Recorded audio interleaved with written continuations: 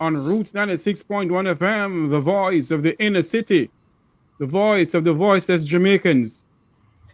This morning we're going to speak about what is going on in the KSMC between the Deputy Mayor and the Mayor of Kingston. Obviously, there is some tension growing between those two individuals. We're live on Roots 96.1 FM in Jamaica. And we're live on Jam Vibes radio station. Are we? Yes, we are. I'm being told that we're live on Jam Vibes radio station, internet radio station, owned and operated by the Tavares Media Group. This morning is a morning where we're going to speak about what is going on between the KSMC. Obviously, there is some overspending of more than $80 million of overspending in salaries. And the former mayor for the KSMC, Delroy Williams, who is now the deputy mayor, is saying that he's welcoming the audit. Deputy Mayor of Kingston, Delroy Williams, says he welcomes the call for any audit of the Kingston and St. Municipal Corporation, KSMC. But he made a statement in the paper, in the report, that it makes me think differently. Is it that we, the Jamaican people, can't go on social media and demand that an audit should be done before our next party take over? Because I believe in transparency. And I believe that before you take over an office, you, the people, should know how much money Tom Jones leave behind, if there's any. That is my take on it. It cannot be that you must take over an office and just go and go jump and start the work. Audit the books. And for far too long,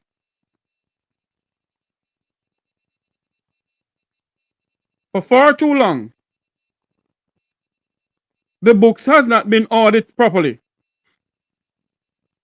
So my take on it, if the deputy mayor want to vex of him business, he could have vexed him boss. And if you have a problem with people on social media, deputy mayor, calling for an audit in the KSMC, that's your business, that's your good luck. We'll continue to call for it. And not because we call for it, we're a member of the Jamaica Labour Party. Because I'm not. Or am I a member of the am I a member of the People's National Party? Check any books. You don't see my name on anything there.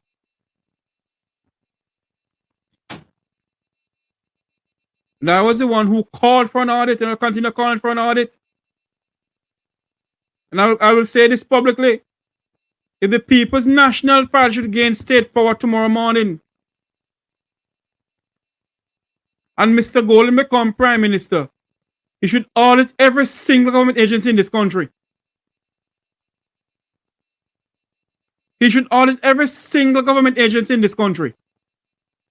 So if you, Deputy Mayor, want to vex because me, Jeffrey Tavares and others, call for an audit in the KSMC, you're vex till your boss. Where take this thing for? A taxpayer's money is being spent. $80 million overspending on salaries under your watch.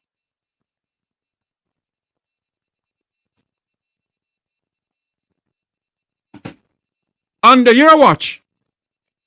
And we, the people of this country, mustn't ask for an audit the same way the hypocritical G2K wouldn't call on the Prime Minister to declare his asset. The hypocritical what do they call it? G2K, who its president is politically appointed to the Factories Organization of Jamaica. Because if you not suck up to the Labour Party and their shibangarang, you can't get appointment. You're politically appointed to JUTC. You're politically appointed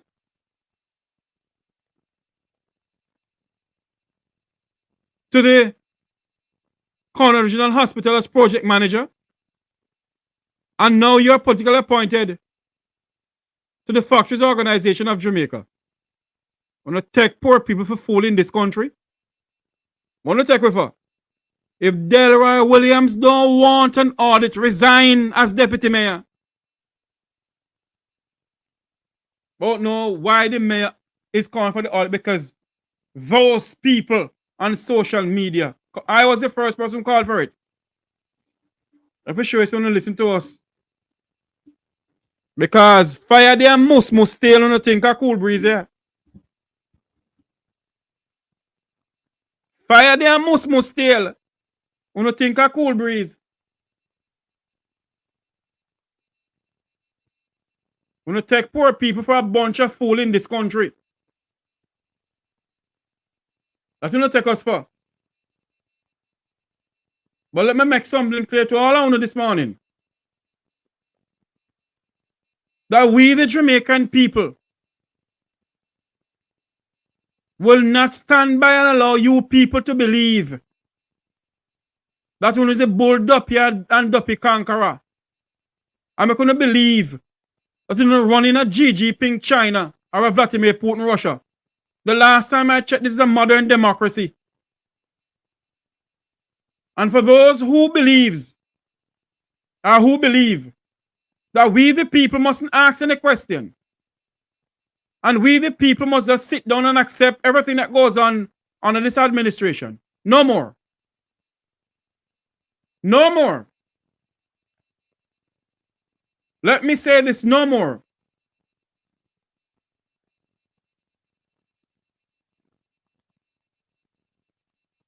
No more. We will not stand by anymore and let you people take this country to a brink of no return.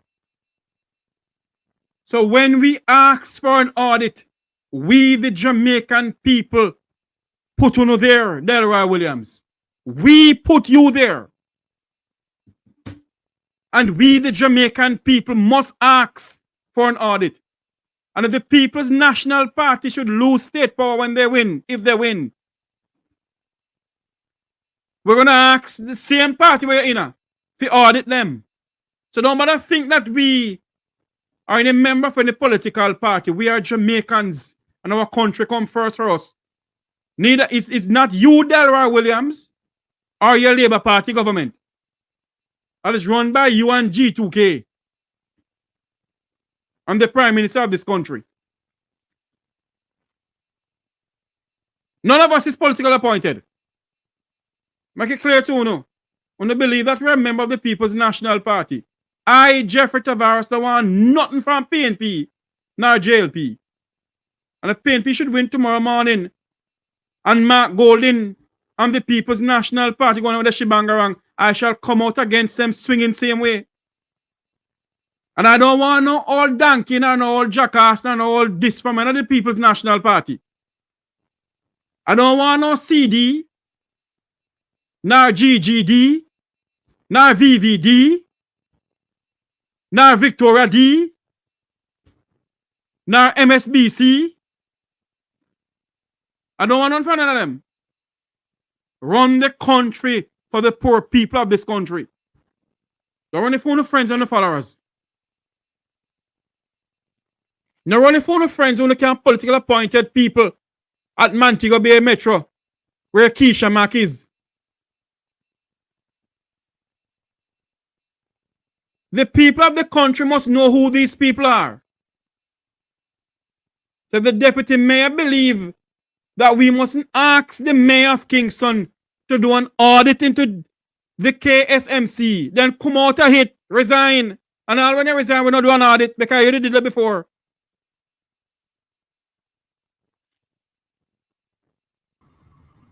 You was there before. So we're asking for an audit. And if you don't like the audit we're asking for, then that is your business. I'm live on here. You want to talk? Hello? I'm live on here. And if you, the people, if you in the KSMC, where the great Delroy Williams was as mayor, I want to hear, Bex because you lose the mayorship. Eh? I Bex because you lose the mayorship. And because we're asking for an audit in the system. Are you afraid of some shebang may come up under your name, Deputy Mayor? Why we mustn't ask for an audit? They can't talk about people and social media. Because people on social media ask for audit. The mayor not ask for an audit and you welcome the audit. Then if I welcome the audit, shut your mouth.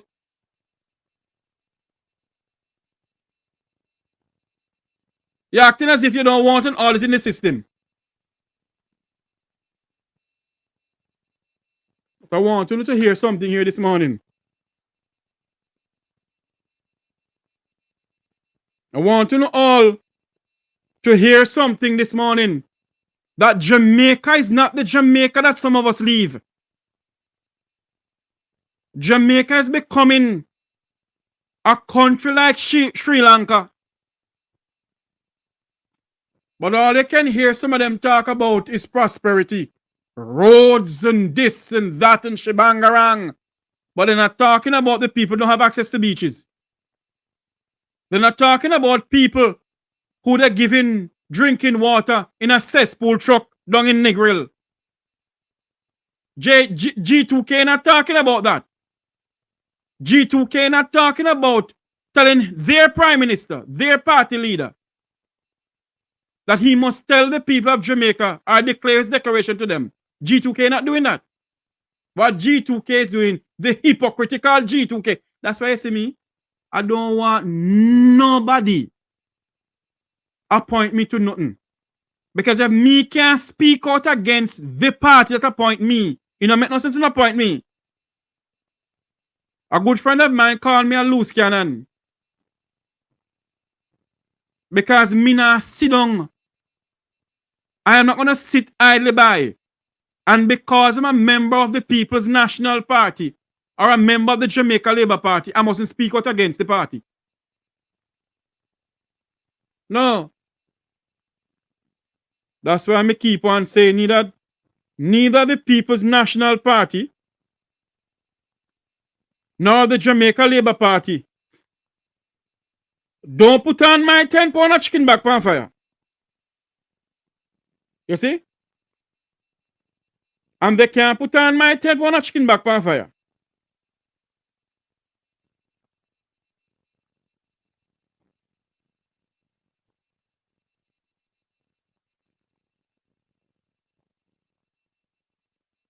Because me not beg them nothing.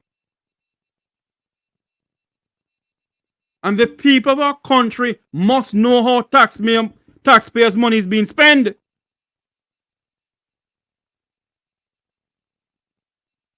They must know. And they have to know how taxpayer money is being spent. So if the great Delroy Williams, who when you invite him to come on any program, them no want to come on our program, you know, because you know why they don't want to come on our program? Oh, Lord of mercy. You're not a part of the vum vavant. and the vum vaveen of radio and communication in Jamaica. I don't have your to come by my program. None of my business. I'm going to come by my program. But we will continue talk. Mayor Swaby left no stones unturned. Dig deep. Dig to the good on a timber hill. And where you sit on a timber hill, if you must dig it up. The people of Jamaica must know why they spend $80 million on salary. Is it that because you know how some people found a payroll who not did there? Who helped put on there?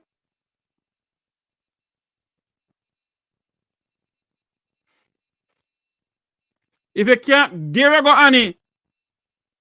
Mayor Swaby, if you can't take, no Mayor Swaby, Deputy Mayor Williams, if you can't take the heat in a KSMC, come out of the kitchen.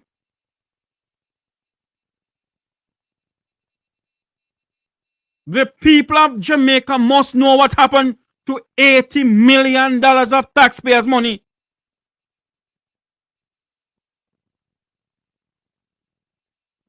So if you don't want to sit in the kitchen, tough luck for you. Take a flight.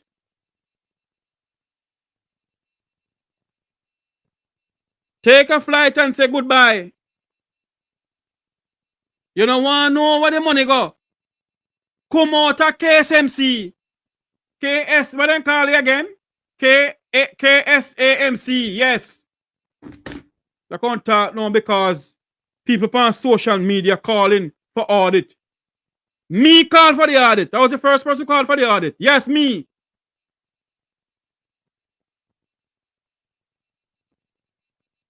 And I will say further, if and when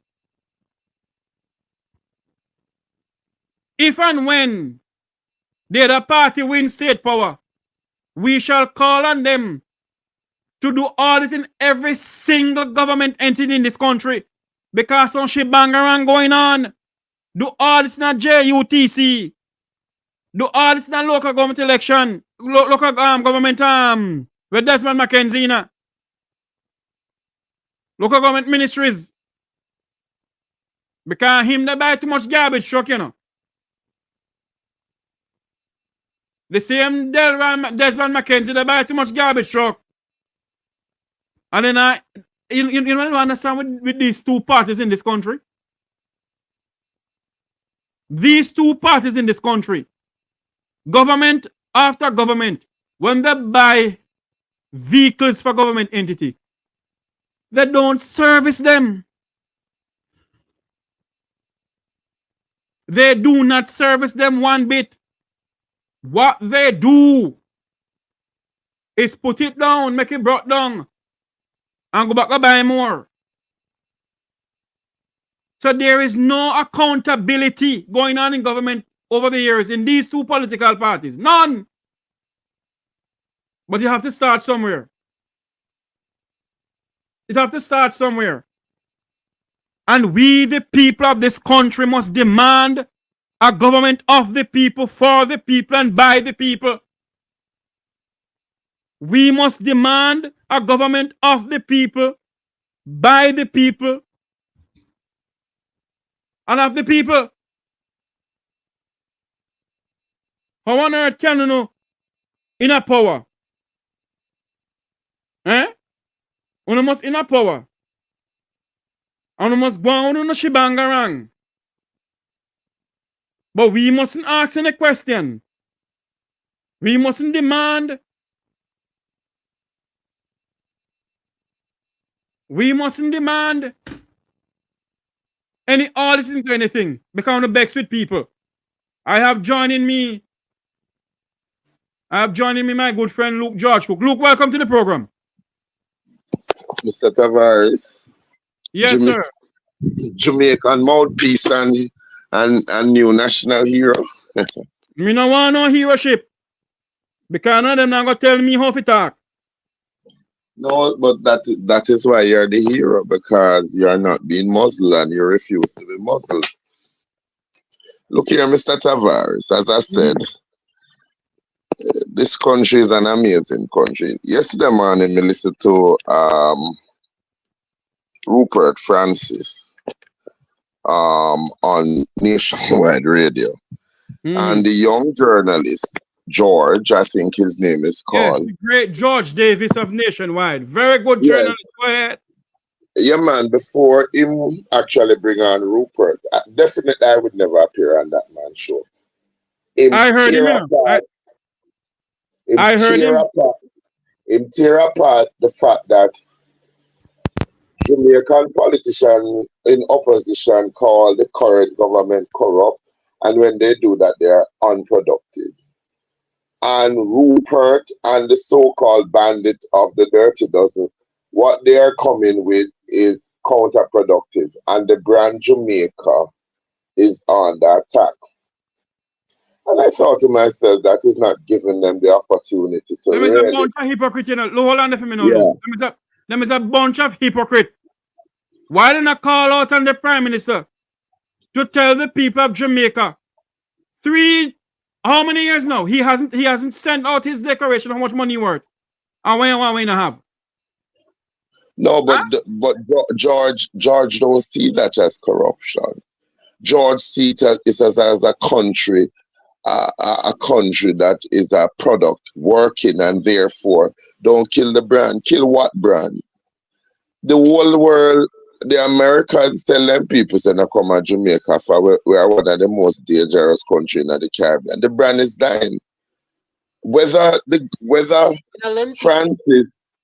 Francis and him bandit are the outcast that is now saying the Jamaican diaspora was not formed as an arm of the government. No, look, Jeffrey, before I even start comparing your program, I meet people from Jamaican diaspora. And one of the essential complaints is that whatever them donate to the Jamaican government, there are many times that there are them have no account for what they were doing. And now that Rupert got it. But you see, it depends on who do it. Because when we realize that the Jamaican society, some people can't talk because you have the right to talk, and some of us must learn our place because slavery not done.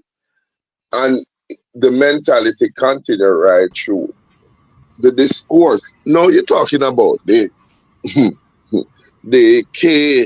KSMC. But Jeffrey, before you talk about this, remember that there was a situation that somebody brought to our attention, and we decided we couldn't treat with it because we never had get enough information. And that was happening as a part of an agency within the KSAMC, where there is no audit taking place in this branch, and money is being taken. And I'm not afraid to say it is alleged that there is a Ponzi scheme within the poor relief department. So the fact that an election come and the PNP have now regained the mayorship, and the committee chair is asking for an audit report to be done of the previous administration. So I think that's wise, because as chairman of the finance audit, you wouldn't want to be dragged before Parliament and to explain later on for things when them lay charge to you for things that you know not. So why people so reluctant for the audit to be done? Hold on there. I want you to listen to something. Because the great Delroy Williams, no one nobody asks no question in a KSMC. Listen to this. In a lengthy media release, Mayor Swaby accuses his deputy of disrespecting the office of the mayor, bypassing protocol, and disregarding formalities. Swaby says it appears Williams is having a hard time accepting that the People's National Party is now in charge of the Municipal Corporation. The Jamaica Labour Party lost control of the KSAMC following February's local government elections. While both parties won 20 of the 40 divisions up for grabs, across the city and its suburbs, the PNP won the right to elect the mayor by virtue of its success in the popular vote. Both parties have failed to come to a consensus on the composition of committees in light of the even split of divisions. Mayor Swaby says he's unaware of any specific legal guidelines governing how to populate committees when there's an equal number of councillors in the council. He says Councillor Williams has presented a distorted view of efforts to name the committees. He says suggestions that his actions contravene legal or established norms are misleading. According to Mayor Swaby, the KSAMC has never faced a 2020 tie. He says Councillor Williams' assertions that the committee compositions do not reflect the electoral results of February 26 ignore what he says is the undeniable fact that the PNP controls the council. He says that reality should be recognized regardless of Williams' personal acceptance. Swaby says the suggestion that reducing the number of JLP councillors on a committee will reduce transparency is baseless and illogical. He says what undermined transparency and accountability was Williams' administration's failure to accept resolutions from the minority caucus, their refusal to answer questions from the group, and their outright avoidance of meetings to discuss or consider resolutions related to building and planning. Swaby describes Williams' approach as a distortion of the facts. He says this does not serve the public interest and fails to uphold transparency and accountability. Fail to uphold transparency and accountability. So we, the people of Jamaica, must not demand that the mayor now, this new mayor, do a forensic audit in the KSMC that the great Delroy Williams was in charge of. No, Jeffrey, man, you can't do that. Remember, say the man take him mother birthright money and him father payments when government never give him. And then reason, Jeffrey, reason with me. When them do them something, hold on for me, look. We're live on Roots 96.1 FM, the voice of the inner city. Go ahead for me, look. I think we're going to take a commercial break from Roots FM. Is that so? Yes, it is. Okay, take a live break. We're going to take a commercial break from Roots 96.1 FM, the voice of the inner city. We're going to rejoin Roots in a couple of minutes. Take it away, Miss Isis. Go ahead for me, Luke. Hold on. No, we're not a break. Go ahead, Luke. We don't take a break here. You go ahead. Okay. No, when them do this, no, because from we're hearing and we're seeing in the papers who is calling and telling you must. I thought Mr. Williams should have just said, having served and when you serve and you know you serve to the best of your ability, you know I'm not for that. We welcome the audit because it makes good governance look good. Mm-hmm. But you can't step in a role, Jeffrey, and continue to function. And that's also good governance without having doing the checks and balance, because you do not want at the end of the period to hear that, okay, this don't look good. Then it's similar now to the minister table the bill, you know. Mm-hmm. Minister of Finance table the bill. And there was a new bill that was introduced that I don't understand why Jamaicans were not interested in our democracy, where the minister had left off the taxation and Mr. Warmington is saying, but when a bill is submitted to the House, when the financial bill is submitted to the House, it goes to the Auditor General. And it's almost like he wanted to take on this woman for say, is she sleeping on the job while the error was made?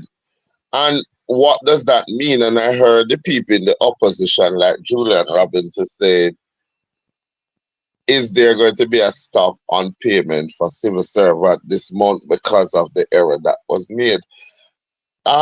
Too much people sleeping on the job is not Mr. Warmington himself should have taken on Mr. Clark, our most brilliant financial minister and the Prime Minister, as to why a bill, the nation bill, is being tabled, and then we're getting subsequently a second bill saying an amendment had to be made to the bill because the minister inadvertently miscalculated figures. Now, me not say human being can make mistake, but at the highest level of leadership in the land, I would want to believe that we hired our best and brightest. And so, our civil servant going to get paid this month, or I didn't hear the resolution coming out of the Parliament because the Speaker had asked for a full sitting of the House for to make. You mean the lady of the House asked for a full sitting of her House? No, she wasn't Speaker present that day. It was a gentleman who was sitting in for her. But when you look at Jamaica right now, from a young person's perspective, from a Jamaican perspective, hearing what is going on.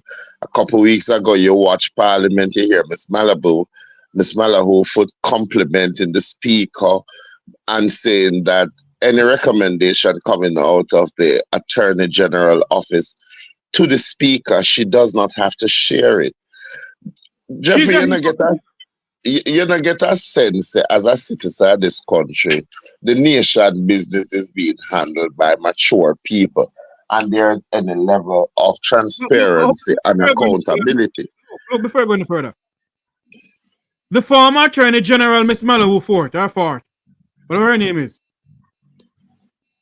must come and tell the people of this country where in law it says that the Speaker of the House don't have any right to give the people of Jamaica, the Parliament of Jamaica, the answer that the Attorney General gave to her. What let's let these people, what let the people for in this country? A bunch of idiots? Well, the Speaker went on further to tell the Parliament that she's sitting in the Parliament, she realized that members do not understand how the function of government works, a lot of them. And it was frowned upon by the opposition. But if that is true, if what she said to them, in fact, is true, then it is really sad because, again, people are collecting pay, but they're not functioning in their position. Jamaica is in this place because the Jamaican people need to make a decision. If government work for we, I mean, I talk layman language, why like Rupert Francis, we can't take a stand that says, all right, you're ignoring us. We have asked you nicely and we have played by the rules and we're getting shafted. We're going to pull back our support. We're going to do a sit-in. The whole of Jamaica are going to do a sit-in until you tell us what we need to know. Right? I saw in today's paper, Mr. Cook, where G2K is calling on police to start investigate a former member of Parliament, where the Auditor General said there's nothing to report on. But G2K will not come out and demand that the Prime Minister of Jamaica declare his asset to the people of this country. There is a bunch of set of hypocrites. And all they do is... Which former member of Parliament them ask the auditor? You must see the nation, the newspaper man. I don't remember the name of the person. Look, the PMPYO is a talk shop for the PMP. And when you listen to them, you know, so we have the G2. No, man, you have the PMP arm and you have the JLP arm. When you listen to those two set of young people, you know, so Jamaica is a problem. Because these are not the movers and shakers. These are not the sons and daughters of Nani and Paul Bogle and Sam Shaw. These are mouthpiece. These are young people waiting for their chance to rape this country. There is no integrity in anything that those arms say because they don't. And I would have said that because when Crystal did say, Crystal from PMP did say, Lord man, a time for Peter Phillips to go and can't win no election. Everybody was up in arms. But that was her opinion, and she was entitled to it. You might not have done it that way. And this is what I find hilarious. when somebody get up and express them opinion in a Jamaica, I like them want murder you, Jeffrey, when them no agree, but that's how she felt. But it is sad to know that these political arms of youth arm of our political parties, yeah, they don't get up, Jeffrey, and defend things on principle that puts country above party. It's all partisan. And if those people are waiting in the wings to replace the people that are there now, then why it not look good for we? Because your G2K or PNP come up when people go school, when people are living a crime-fested infamy, and when they come out, it's almost like the PR arm of the party gives them the propaganda information. What's the purpose of you having these youth arms if they're not going taking on the real issue? The purpose of them having them, and I have a good friend who's the president of the People's National Party Youth Organization, the goodly Senator Gabriela Morris, and I don't think Gabriela is that way. But let me say this. When they come out to talk, man, or even before they come out to talk, they make sure after the party win, Some of them Ghana tourist board gonna work in a high position. Some of them they are factories organization of Jamaica like G2K president, who's politically appointed.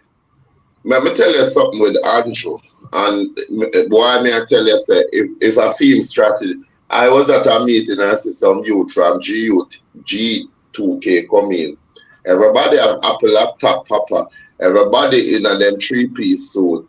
They look like a set of factory-made dollies that were so programmed. And once the meeting started, them flip up them laptop in them, and them have them Apple phone, and them look like them toys ready to take off.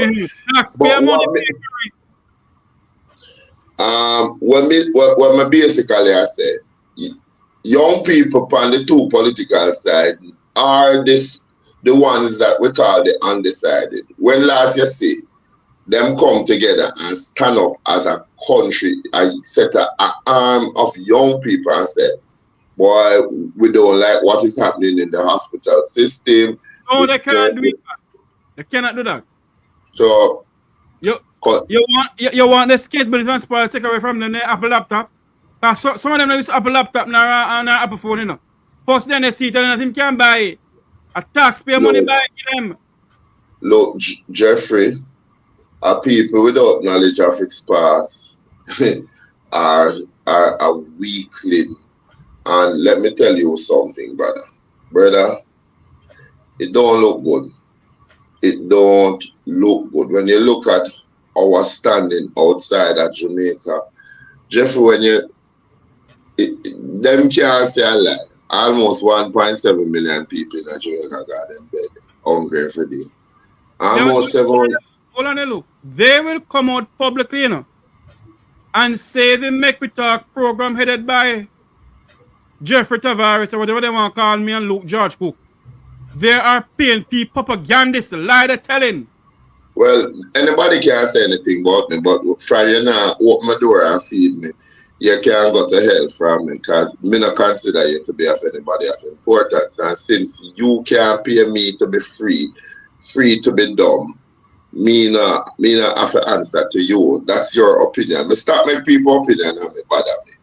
Because me not live in your yard. I thank God the stairway to heaven not go through your front gate. So it not bother me about what you think about me. What I am concerned with is when every day me step through my door and me go out the road and me see some people. And some of them me know them from Wapia Kill Philo. And the dial no move no difference to them. But when you hear Terry Long in a church, I don't know why God never kill him like Ananias and Sapphira. I thought Jamaica not for beg nobody nothing because for a young minister of this land, you have insulted the poor people of this country. Then if Jamaica now for beg people nothing, we not can abolish the part program then, Jeffrey. If Jamaica is in this new dimension of prosperity for all, while Lydia Stedman did from last year, October, and literally the plate we are passed around for burial in a April. And part of the reason why she died, because she died from being malnourished. So I become, I can't call Lydia name. And Lydia alone, my bury. Enough people may have to put out the salsa plate. The amount of application I have for people where I beg jobs. Right? Every little thing I see, me have to, the amount of people that have to be helping to write a resume and do an application. Is that a lie? I have a prescription here for an 80-year-old lady who needs to do an echocardiogram. And for her to take her medication, we have to find food in this house to cook so that we can give her for her to take her medication. Somebody have to get up this morning to look after something. And funniest thing, this lady can't eat everything because she have a lot of allergic reactions. So you have to be, me don't want nobody pretty up nothing and tell me. Don't tell me that Jamaica has reached a point or is reaching a point when fundamentally only take 300% increase, and then the whole of the country now still a struggle. Only still around people off of the road downtown from selling them the careers. And then when they take, you know, the sad part of it, Jeff, when they take the things and the people that pay the fine, do you know they don't even return the goods? I know that. So why only making things look like say just because we not have nothing to do and we're miserable and we hate our country? We're asking where is the justice? If a man is found breaking the law and you charge him and bring him before the court and him pay a fine, why can't you return his goods?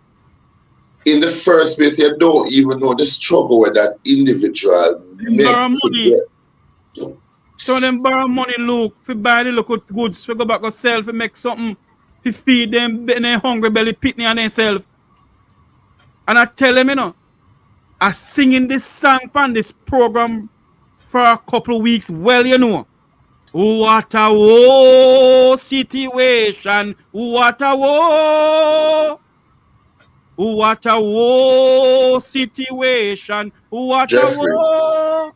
Lightning and thunder, weeping and wailing, what a war. Well, Master Jeffrey, get one in for the nation. You have to go tie up where they go to start one because it look like sense. We can't stay upon the fence and make them no more lies. Break down those. Right now, my campaign is break down those lies. You see Rupert come out and me hear Dr. Karen Dunkley. I have the greatest respect for Dunkley. But let me tell you something. Michelle Obama did have a campaign slogan. When they go low, we go high. Francis, when them go low, you go lower. Meet them where it matters. Stand up for Jamaica and stop talk about, you know, we want Dr. Francis.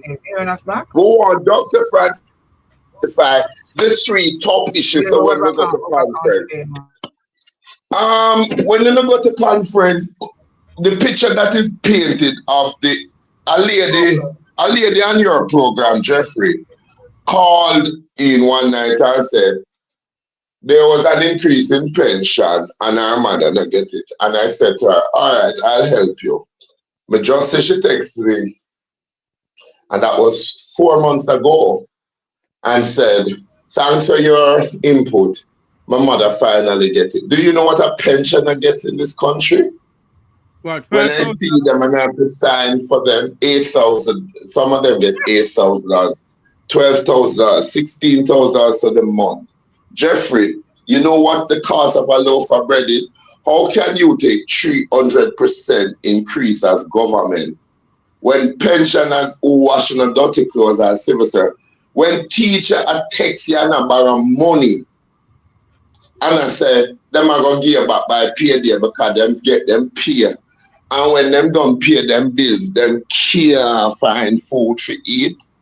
And then you don't want to say, when basic school teachers literally gets nothing, Jeffrey, nothing, and they are the ones that is setting the foundation for the children, then this is a country whereby we are governed by people who genuinely value people. Security guards are the best of them, and them thank Master Andrew. And I'm glad that at least them start to get $20,000, but them still not get leave time. Right? And now them are coming with maternity leave for fathers. I'm glad. I am glad that you're making some inroad, but what you need to do, what you need to do is to take the register of the young people that are in school that are giving a lot of trouble, and then the money we already get for upper camp for train the young man them to become national recruit for the JDF. Only need to use it and work with delinquent youth right through the 14 parishes of Jamaica, whereby we get them for either learn a skill. If them have academic abilities, we get them for pass through. But one of the greatest things, we teach them civil pride and to respect them country and to basically have some self-worth. So everybody now take up gun. When you look on the robbery, them where that go on. I think your colleague and good friend, Finzi Smith, tell you say, it might very well be some of the same young men who were trained that are now frustrated with the training program. And audit of that program should have been done so that we see how many young men was recruited, where they came from, how many was retained by the JDF, and how many was sent back into their community. You talk about a hard program, Jeffrey, that you're going to be incentivizing people money. Because as a government, you couldn't create the program in such a way. I wouldn't want to just incentivize them with money to come to the program. Because you and I, when we were coming up, we had the same struggle. We were faced with the same struggle. But you need to put a motivation component in there. Why they must still come, whether they get the money or they don't get the money. Because one of the things that you don't understand, the minute that them young people they get the first payment, you know, them start, make nice. Yesterday I was talking to a young lady who I got her a small job, and she had told me, say, them moved the pay, and she had complained. Someone said to her, I said, what has the experience been like for you? Tell me something new that you learned. And Jeffrey, you know, so she couldn't tell me not what she learned. All she interested in is the pay. Me, I said, I understand that you want good pay for work, but you must tell me now, what do you value about working? Okay, I just want one different job, you know, uncle. I want one different job will pay me more money. So I said, you know what, learning, I just money, no learning. You can't tell me if you're going there, you could type one letter, no, you can't type it. You could tell me, organization function. I just saw some money. And you can't blame them, because when we were there and we were having the discussion, she said, so when government want more money and then do not know, you're not going to take them on. But true, me I tell you something, and the conversation goes. The people go back to their government as a reference point, and it's never a positive, it's always a negative. My God. We're gonna play something, Luke, that I want everybody to listen to. We're gonna go back to what the deputy mayor, former mayor of the KSMC, in Bex like a bull, because Jeffrey Tavares asked the mayor, this new mayor, when he was swearing in, I said, look here, you make sure you do a forensic audit inside the KSMC. And I'm saying this afternoon on this program here, also on Roots on the 6.1 FM. that if Mark Golding should become the Prime Minister of Jamaica, when the goodly gentleman who is in Jamaica House now put on in green clerks and call it, I would advise Mr. Golding to do a forensic audit from top to bottom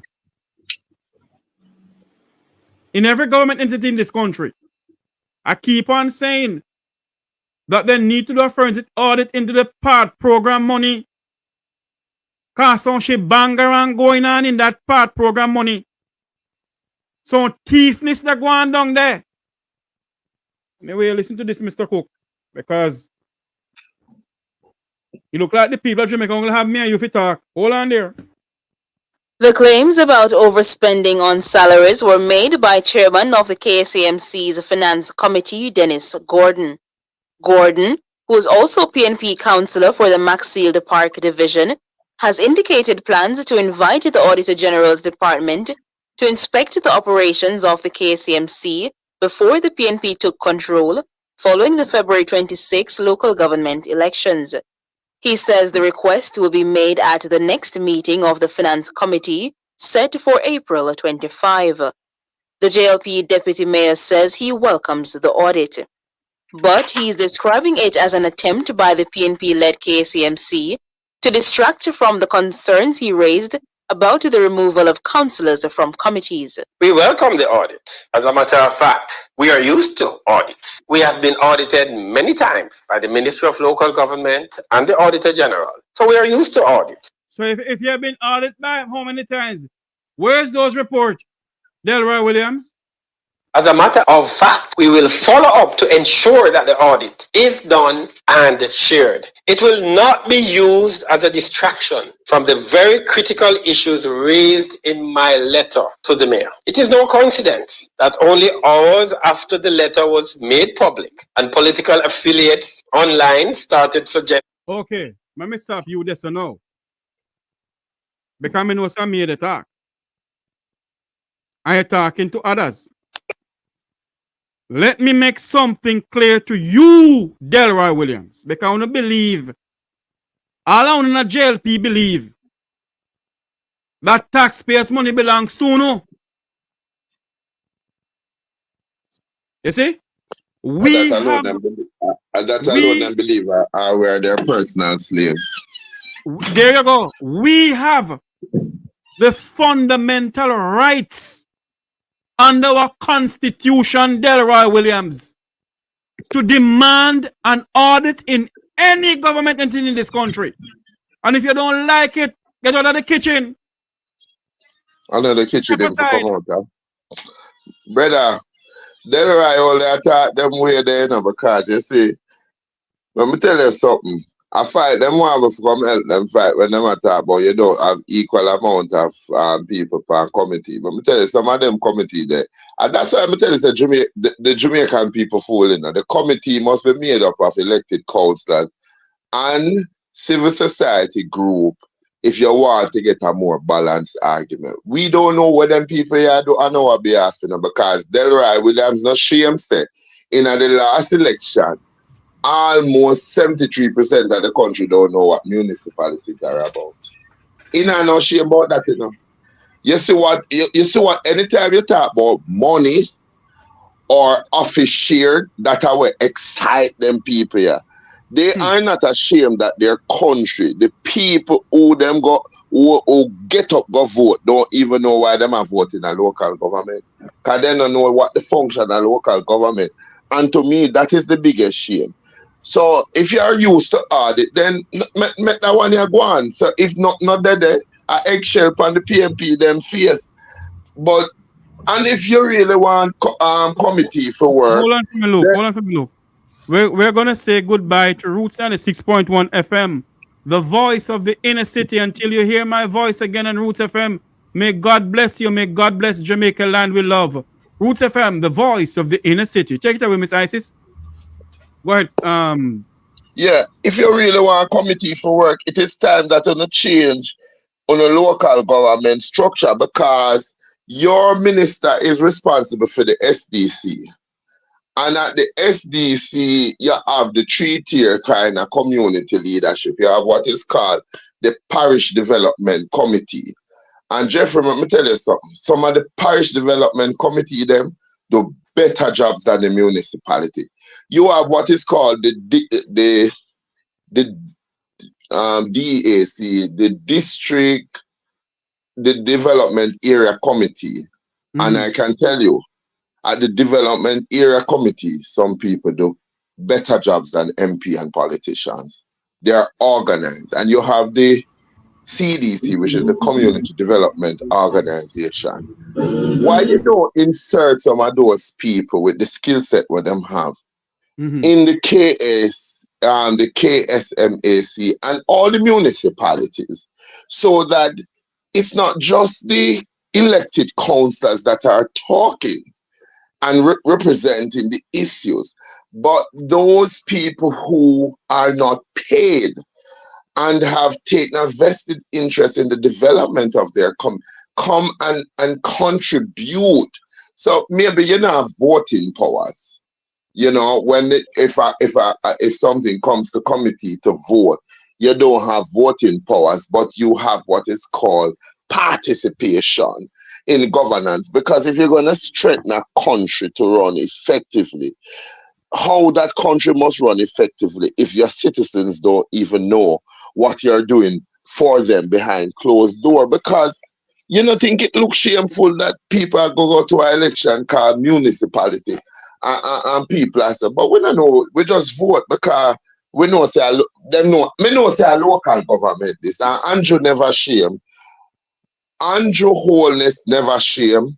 Mark Golden never shame to say we have done a disservice to the people of Jamaica if they don't even know what the general and they don't know what's the role of central government and local government.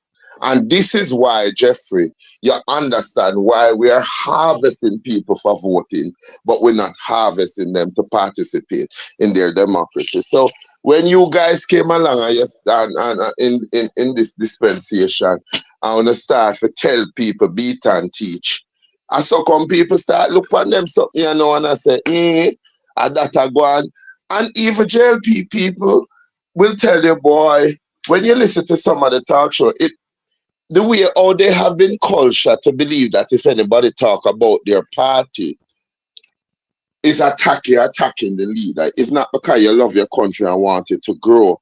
But them say when them listen, sometimes the arguments are balanced. It's very balanced how it is being presented.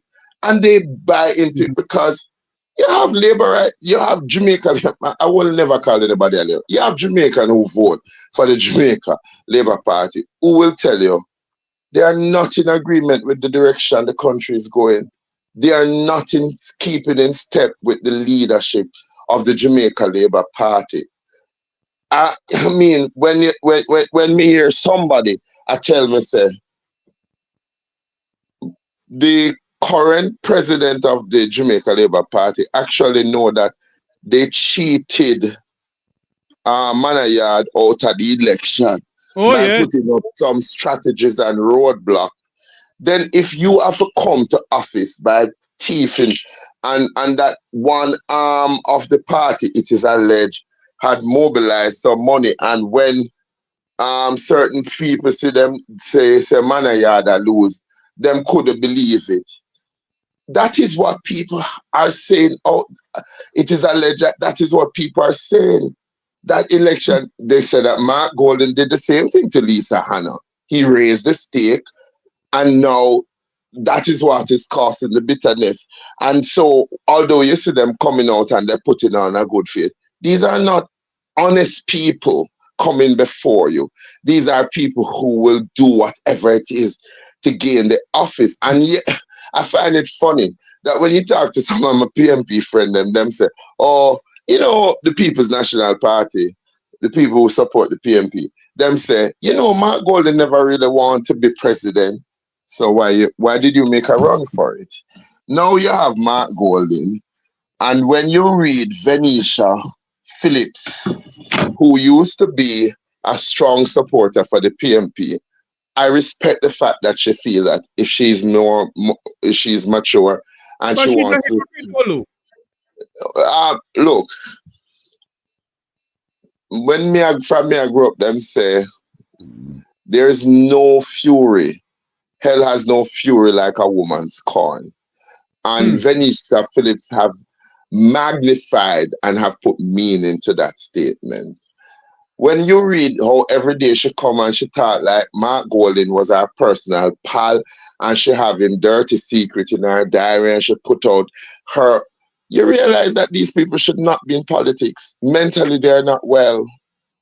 Them can't take defeat. So you see, she's making a comment about the Cayman. Oh, a tie doesn't mean that you don't have the right to do this, and a tie doesn't mean you don't have the right to. And when Mark Golding was getting the sweet deals, and I believe that if you really had a fraud squad in the police force that works, that statement was out on social media.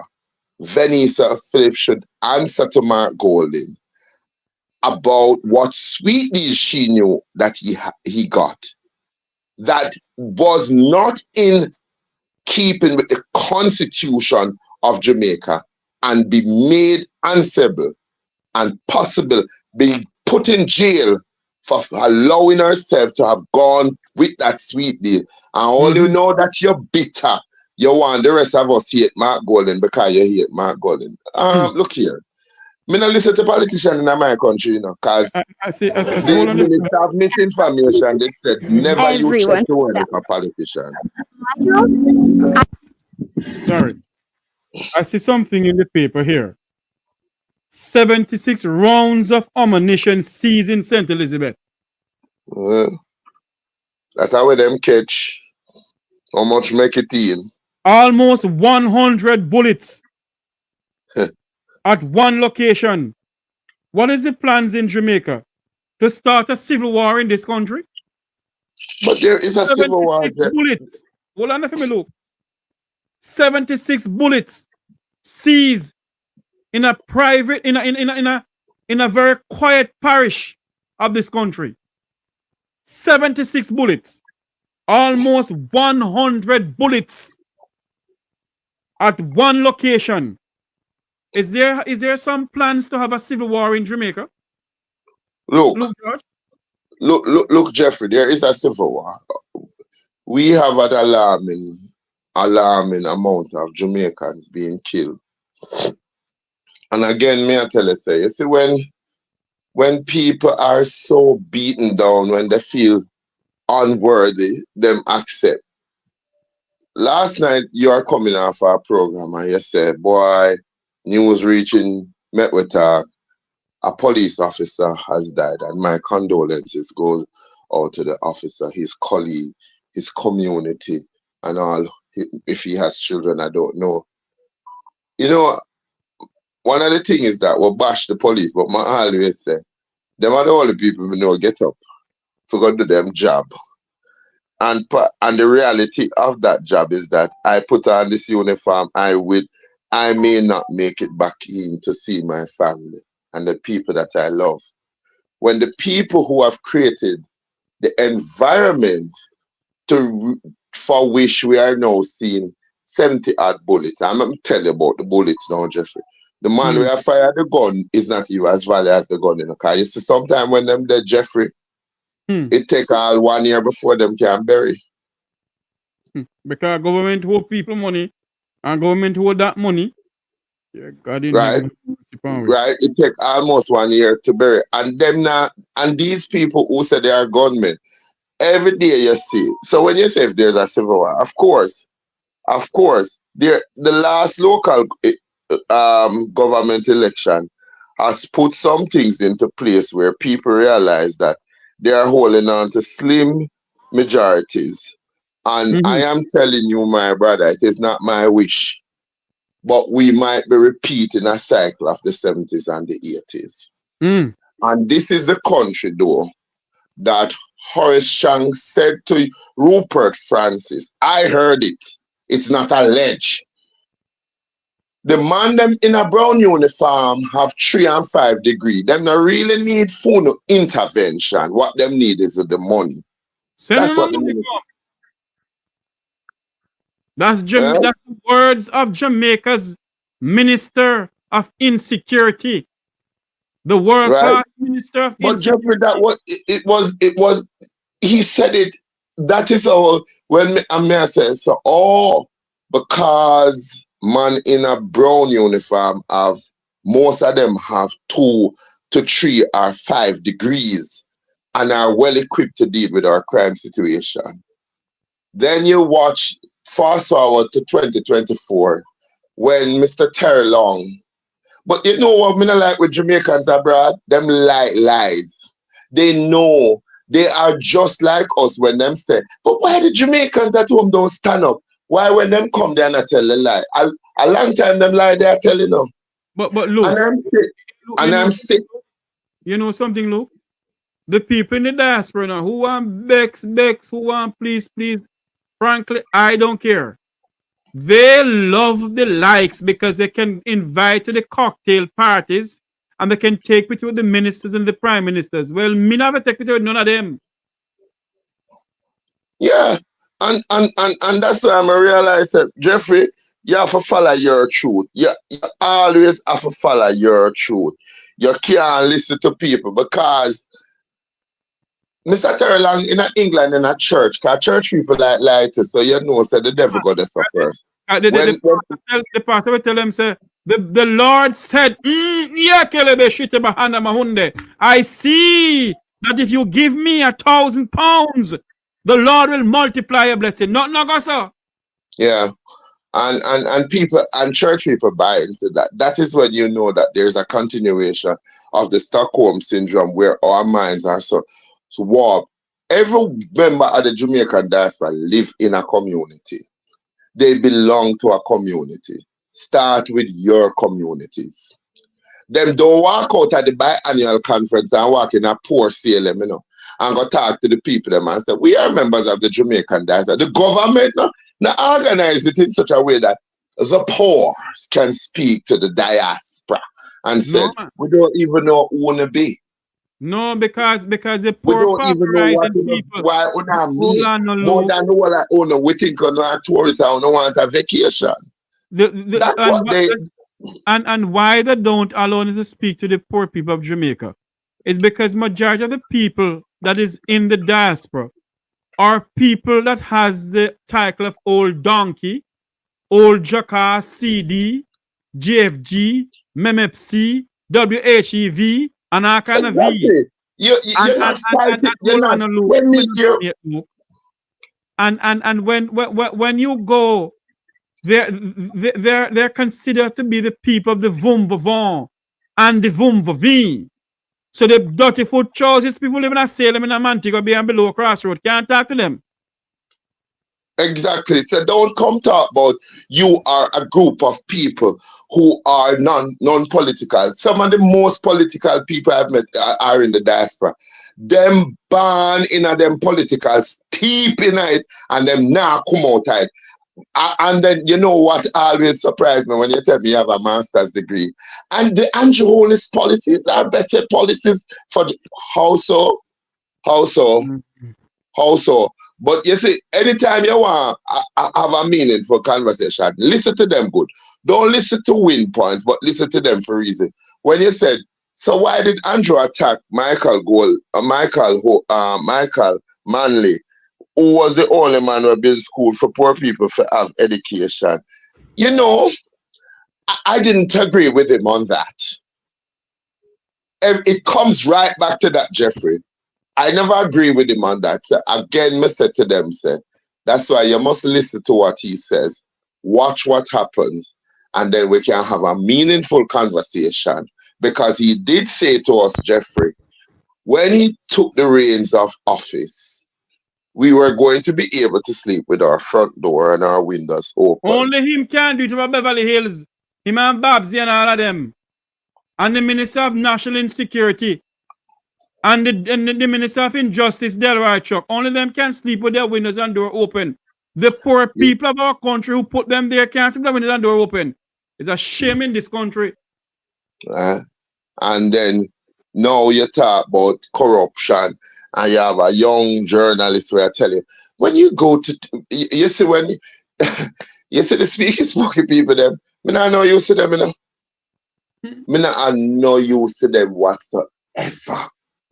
Because one of the things that I recognize about a good education, an educated person will always stand up for what is right. Because that's right. what an education.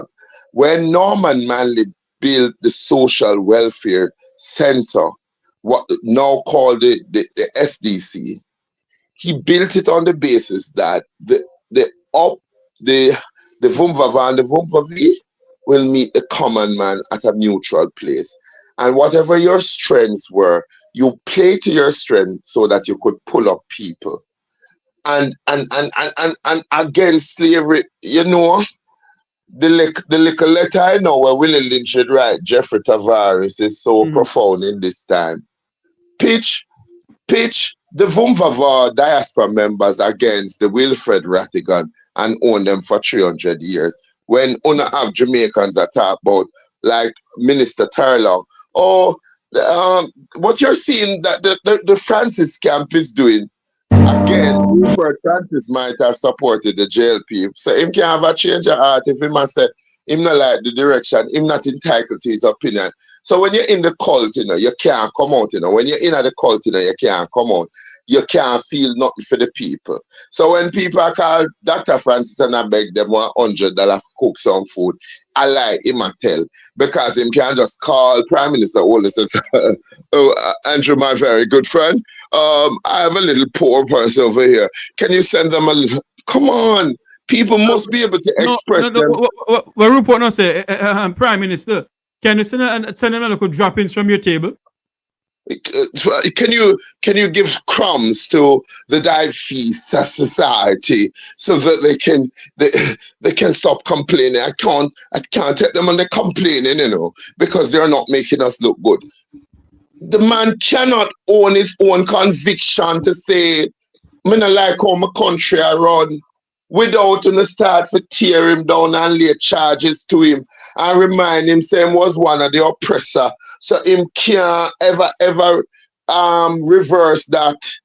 He must say what one have to say. A straight jacket within that country, Jeffrey Carr, that if when certain people talking at this country, you take up all police, send them a people yard and go take them from underneath them bed with them chimney under there and a video. Now what me would have to sue you? Because you come for lock me up, me never ask you for come with cameras. And why would you be? As a matter of fact, you did not come with any warrant, any search warrant. You don't come with no warrant. You come for lock me up. Look for it, you know. So all cameras are alerted that other boy where I go for. And then when you look now, you see footage of the boy being taken out of his house with him chimney and I'm bed. I saw no go for people.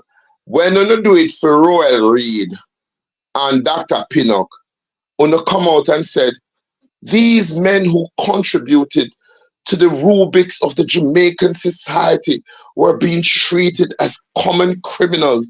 Why was it necessary for them to go out with such force?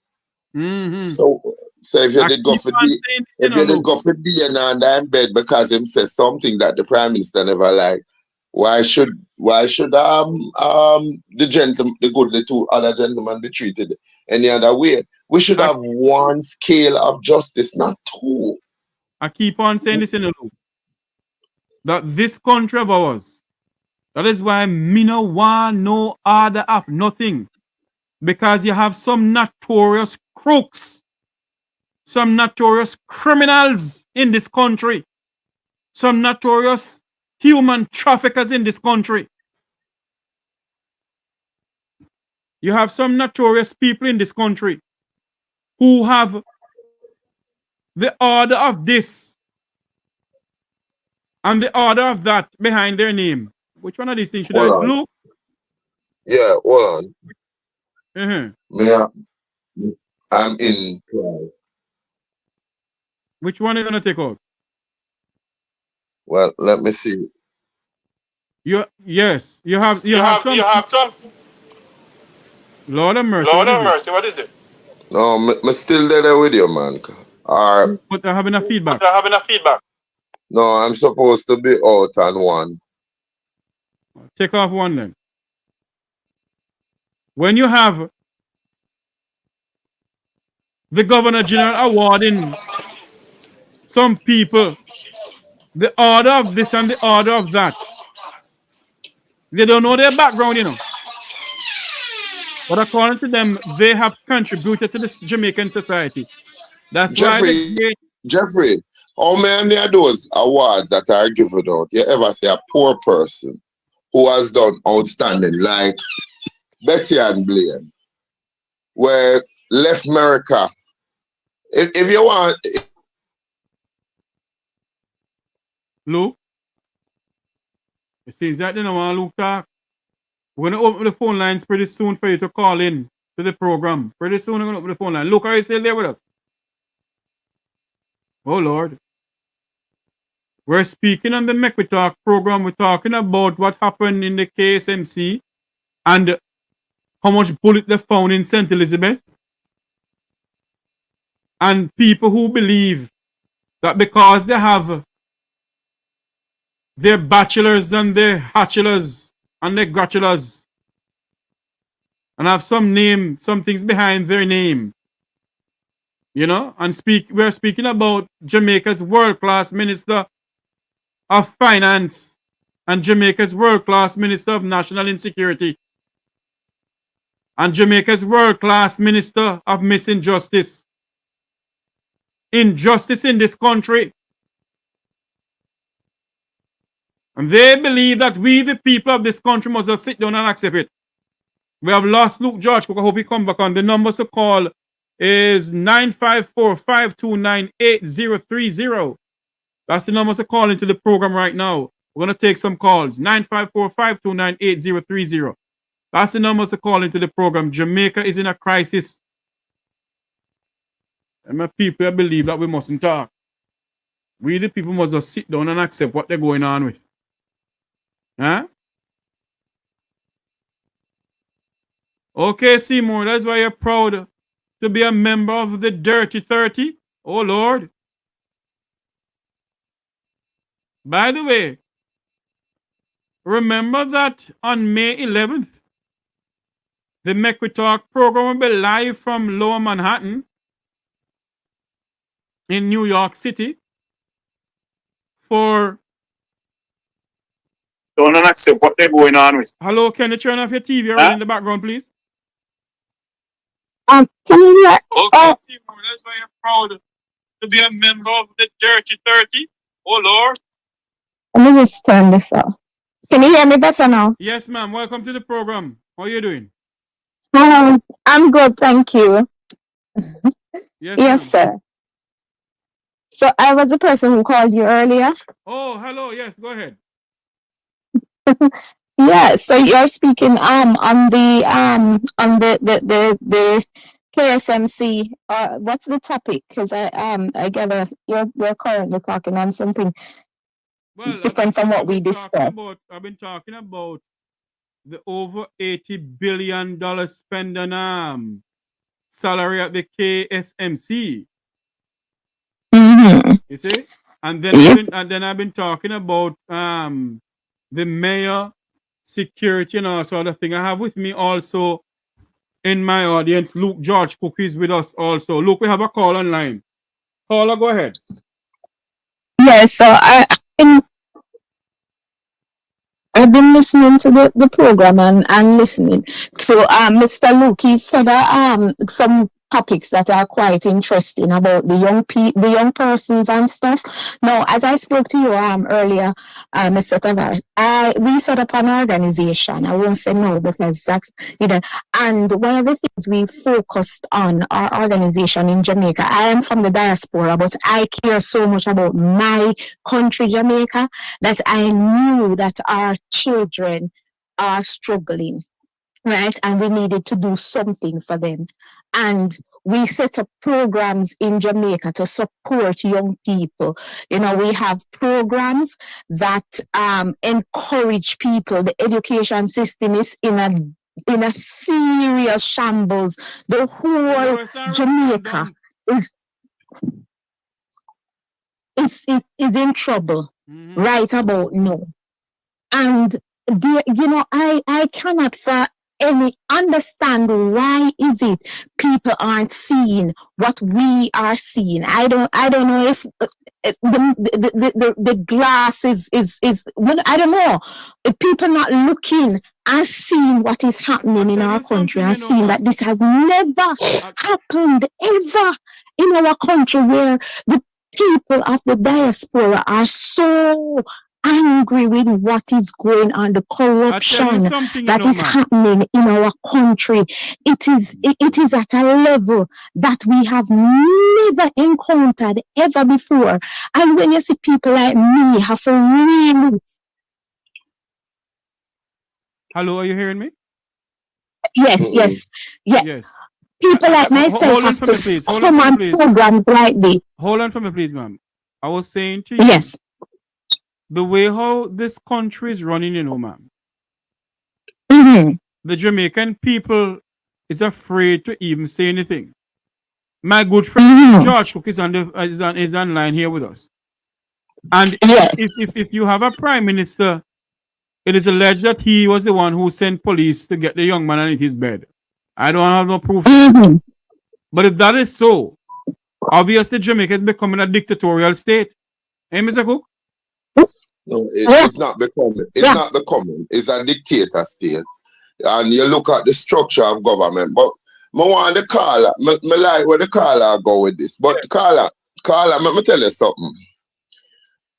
About a couple years ago, I said to Karen Dunkley, why the diaspora? Because when I come on, I use some brand name people like Never Ying, and when I like brand name people, when I use the common people, and that after that, I can't say it publicly because Karen Dunkley can't tell me say I lie. I say, why the diaspora don't come and form what is called the Jamaica Re-Foundation of the diaspora? I want to go in a Cornwall, Middlesex, and Surrey. And then from there, so now, I want to go out and start talk to people. And then I want to make them know what as the diaspora have been doing, what I want to do. I want to align on yourself with the community groups there. And don't depend on central government to be on a talk shop or the distributing agency. I want to come in and want to set up a proper structure. And she said not a bad idea, but nothing came of the idea, because one of the things when the diaspora is talking, people hear diaspora and them I wonder what that is. And so you have to find time now to explain that there are hardworking Jamaicans who leave Jamaica and love the country, and they have been making undoubtedly a sterling contribution. A full remittance have been consistency. Every time we call on for money, I think the last time I hear I must have $40 million under the raising of the COVID business and send come out of the country. But the Jamaican people are not aware of that. So if them seem to be ungrateful, and I can't blame them, because all the brand in itself, a government have to call one conference. If you are an autonomous group, the government call the conference, set the agenda. So it's not only speaking. I know the diaspora coming up and look, if the government did like Kuno in the first place and really want people to know that, yeah, I lift up brand Jamaica outside as good ambassador, they could televise the conference every year into our homes. Like a GIS program, them can televise. It could have been set up so, but I have oftentimes asked people in the diaspora, why the government not organized, like when we see happening in other country, where when you come for the conference, my friend, them carry you go show you where the money, where the diaspora send, are spent, where you can see value for money. Why do you need to listen to the government? And it's so important that your perception is that we're at an all-time low when it comes to leadership deficit. We're at an all-time low. People can go around and pretend. But if me are the recipient of your hard work, when you have to go through the four different weather situation, in the diaspora. I mean, I know, like 700 tablets come down at Jamaica. Jeffrey is right. Where is the forensic audit to say who did get the tablet? We don't know, but the people, and I said that's why people them are rich enough. Some people are okay, but some people not have it. But 700 tablets did come down here from what I understand. And when you say, oh, I distribute the tablet, you cannot be an independent group and the only person that you choose to partner with and have a meaningful partner with is the Jamaican government, but you're working on behalf of the Jamaican people. That's not a partnership. That's a quasi-relationship. So when you say education is in a shambles, when you would have started the Jamaican Diaspora Refoundation, you have a big committee now of local people and diaspora people where all you not talk about is revamping the education system and make it work. You have a next set where I do health. You have a next set I do crime. And because this is probably why Rupert has become disgruntled and decides that he's going to take a sledgehammer to the process. Because we here in Jamaica, we can't talk to our government. They don't listen to us. If you write a letter to them take is when them feel like. For instance, Mom, let me just wrap up this. My sister dead as a janitor down on North Street. So me I tell you something that is factual. My sister dead from 2010 as a janitor. Them say she wasn't on staff, so she can't get nothing. The ministry committed $150,000 towards her burial. That has not been paid in 2024. And they were giving her a gratuity of $450,000. That has not been paid. So when me I tell you, say, when me tell a man, say, listen, me can only talk when me see it work. That's my sister. And the dirty principal at North Street, I got to tell me, so she got put a sign over the toilet door in memory of my sister. Not at the front of the school. My sister who left her 6 children every morning and go down at the school, go all other people picnic. And we're there sometime at 10 o'clock at night at old people picnic. We're going to do our day's work and not come back for them picnic. The only thing she could have gotten was a sign to be put over the toilet, reminding her what a piece of shit she was, by the dirty principal down there who told me that she didn't even have a file for my sister. She didn't even have a file because the previous administration did not put a file together. And you know how much she was working up to 2010? $5,000 a week. And out of that $5,000 a week, how did she, why my sister had to buy car key, I get picnic in a school and I take lunch and I get picnic in a school and you're picnic them that need it.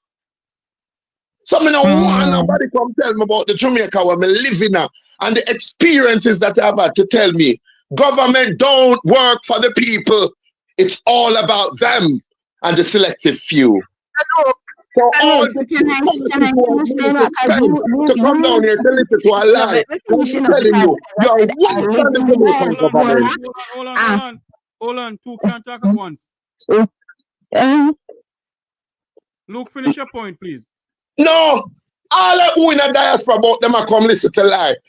If you care about this country, boycott the tent. You walk into communities, call the SDC and say, I am a Jamaican who is fighting for Jamaica. I would like for you to organize a focus group, not to come and listen. Anybody ever report on themselves say them are do wrong, Jeffrey? You ever hear a man who had the wrong report on himself say them are do wrong? Look here, man. And then you're not gonna come now. Dr. Francis, tell us the treetop. You know the treetop areas.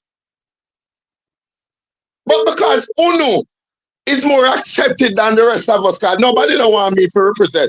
I bet you them would have never met me talk at the Diaspora conference. No, they won't allow you to talk because they're going to say you're aligned with the dirty 30. Yeah. Well, look, me rather dead for something I believe in. Jeffrey, me say, the woman tell me, say, the award, and me tell her, say, the day you put up the award down there, you're going to have to lock me up. If you ever put up a sign over the bathroom for my sister, I'm coming to take it down. Hold on for Because me. the front wall of the school you could put up a thank you to her. Hold on for me, Luke. Caller, I have some more calls Yes. coming in, but go ahead for me. Don't be long. Go ahead, please. So, Mr. Luke, I was saying because even though I live in the diaspora, where you talk, I actually agree with everything you are saying. People like me are the people who will call out the things when they are wrong. What I did when I saw in COVID what was happening in our country, me take my personal money and go into my community and started a food bank into my community for the poor Girl, people. you are the best. So You have my humanitarian award. Girl, Right? that's what you do. Go to where people have the realest need. Yes. If you must meet Yes. Jesus, bet everybody at their disposal. And that's how you forgot meet people. Stop make people make your pen, your plane fare come down here. For nothing at all. Girl, if you not believe me, girl, if you not believe me, We have enough time. Let me finish now. Hold on, Luke. So- Hold on, Luke. You don't have enough time because I have some more calls coming in. Go ahead, caller. You have about 2 more minutes. Okay. Yeah, so I started in my community, like started to give food bank till it expanded into a charity program where we registered in the, you know how many Jamaican companies I approach from our to help out our organization. Now I don't live in Jamaica, you know, and I ask Jamaicans, but you know why? Because I speak out about the corruption that is happening. We don't get nothing. We don't get anything from any Jamaican company or anything like that. We do back to school program for the community. When we look into the school, we do health programs for them, and I'm talking about our community. So when I hear about Mr. Tavares and Mr. Rattigan and Mr. Francis and hear what they are doing, I realize this is a movement that people in the diaspora need to get involved with, because this is something people in Jamaica are too scared to talk what is happening, right? And therefore they are too frightened. And people like these people who are coming out and speaking the truth, the healthcare system is in a mess, the educational system in a mess. We have a head of government who don't want to declare his asset. We have a finance minister who is incompetent. So many things are happening. Yeah. Millions of Jamaican taxpayers' dollars are going missing, Yes. and things aren't being accounted for, and people are still saying that this government is working. We have a security minister who can't even travel overseas. What is happening in our community? What is happening in our country? And so Mr. Luke, you're looking out at the wrong person, because trust me, I hold the same sentiments that you hold. Yes. No, sister. When we met them, take the call. Me nah look out by them. Me and say you deserve. But like that, go to your community. Go to the people there. Them people that need to see you in a them communities. It no matter where you start, you know. It no matter where you start. You have a good heart and you're going to your communities. Don't talk to politicians. Don't talk. They are the largest set of people on God's greenest planet. Politicians are, every day we get up and we say, politicians only care about them and them friends. But that's why I know people have no sense, you know. When intelligent people still go to them, go reason with them. What do you expect? If them do it, yet every year, Jeffrey, the Auditor General, said how much billions of dollars come out of this country unaccounted for. And I know we can't stop the bloodletting. When you go to KPH, I was a patient at Kingston Public Hospital and afraid to use the bathroom, because when you go a Ward 2 and go down a bathroom, the face of them broke water all over the place, the door them, the morass on the wall. How can I go to a hospital and the place is in such a bad state? And me, I go feel like me, I go get better in that. And yet still, the prince come the other day and them go there and them pay at the front of the hospital. And come on, if you go KPH, 99.9.9.9 at the time, one of the machine where you need for use now work. But this is free healthcare. Why is it that our politicians don't go to KPH? No. Because to me, I must lead by example. Why politicians go to Miami and New York for them treatment at our expenditure? So if me are your boss, you will live better than me, I carry out your function. No, no me where you work for suppose that you can't fly go Miami. A man suffered burn in an accident the other day. Can I just say something? You see, the problem with Jamaicans don't realize that the politicians are serving us as that's the thing, because they make it out as that we are their servants, and they are not real. The people aren't educated to know that they are our servant. As a government, you are there to serve the people, and when you are incompetent at your work, we either move you out and get a replacement for you. The problem we are seeing is that we have a bedroom politics in Jamaica, we have a bullying politics in Jamaica, and we have a politics that is free for the government and the friends. And the poor people in Jamaica, the 2 million people that are living beyond the poverty line, are the ones who are suffering. And the thing is, when election time come, them run go give them 2,000 and 3,000 and 5,000, and they forget because they are so desperate for money. That's a desperate time for desperate measures. All right. Jeffrey, I have to take him call then. Thank you very much for calling in, my dear. But Carl, if you don't believe me, Carl Winsome Murray a tranquility. I asked her about Anne-Marie Mills that died. Tell her that Luke George could tell her for asking about him sister payment from the Ministry of Education. Hold on for me, Luke. Good afternoon. Welcome to the Mek Wi Talk program. Good afternoon, Mr. Jeffrey. Good afternoon, man. And dear both, and to the people.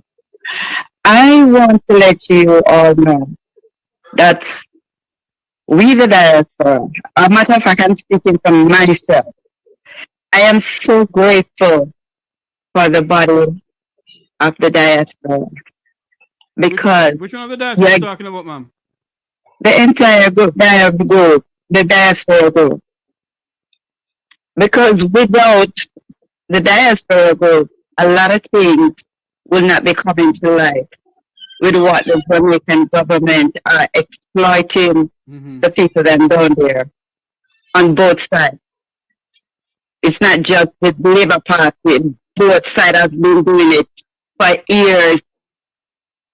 So when people got to come on the program and talking all kind of garbage about what politics or we are pretending about these politicians, they need to know themselves.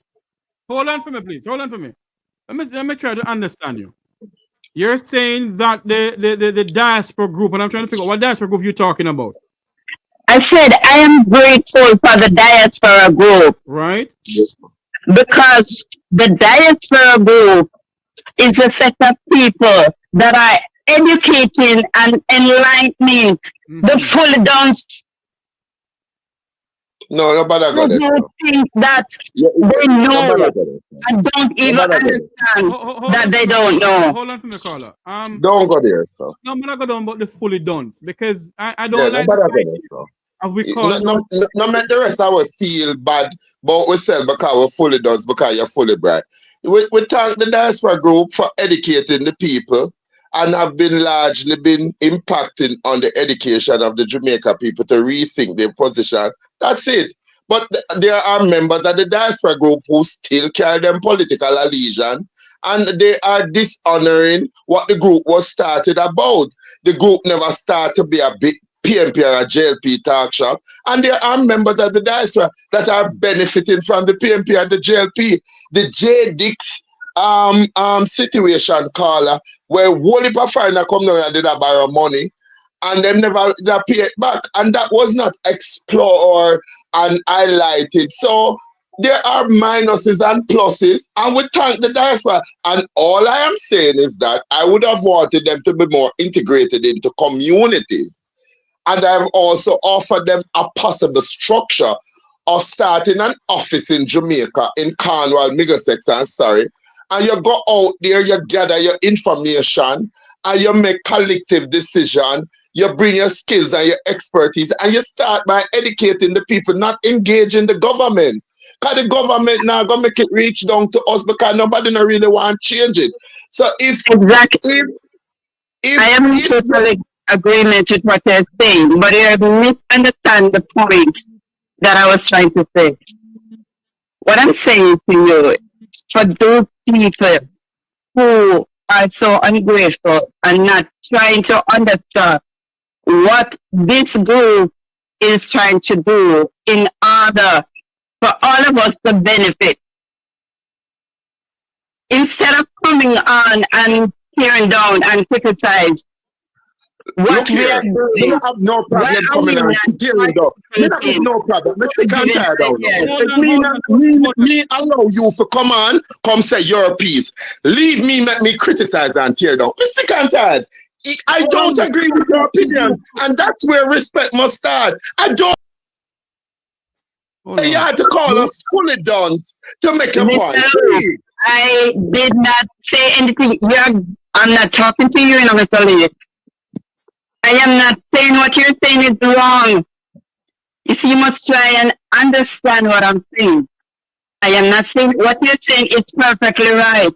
Everything that you say, I'm in agreement with you. Every single thing that I say, I'm in agreement with you. So who you said calling and tearing down and criticizing? Are you talking about what happened in the program now or previous programs or what? I'm talking about the previous program. Oh. Okay, because... Sir, please. We are here for solution, not to tear down each other. And I'm listening to you, and what you're saying is make a whole lot of sense. Don't believe me, no misunderstanding and tearing down. No, me not in the tear down. Me in the bill of call, and I love you for that. Thank you for the clarification. But look, we like to criticize each other. You know, if you agree with me, me fully done for me, me fully done. Me understand that. But constructive. We need to meet in the middle. We need to have a common ground. We need to know what we're all about. Criticism is welcome. Yeah. Carla, you know there's 750,000 Jamaicans cross the border. And you know so them are go through a whole leak. And the diaspora, me not hear. When me tell them, say, go look for the Jamaican diaspora, I make them tell them. One lady just come back and tell me, say, one liar from the Jamaican diaspora tell her $15,000 she charge for help. Now, if me jump bad and come there, and it's not because the diaspora is bad, that's what the lady charge, and me agree with her. She not there for the free work, she got to study law. But we're in the diaspora. We have a program for all of them Jamaicans there. We can't find house. We can't find employment.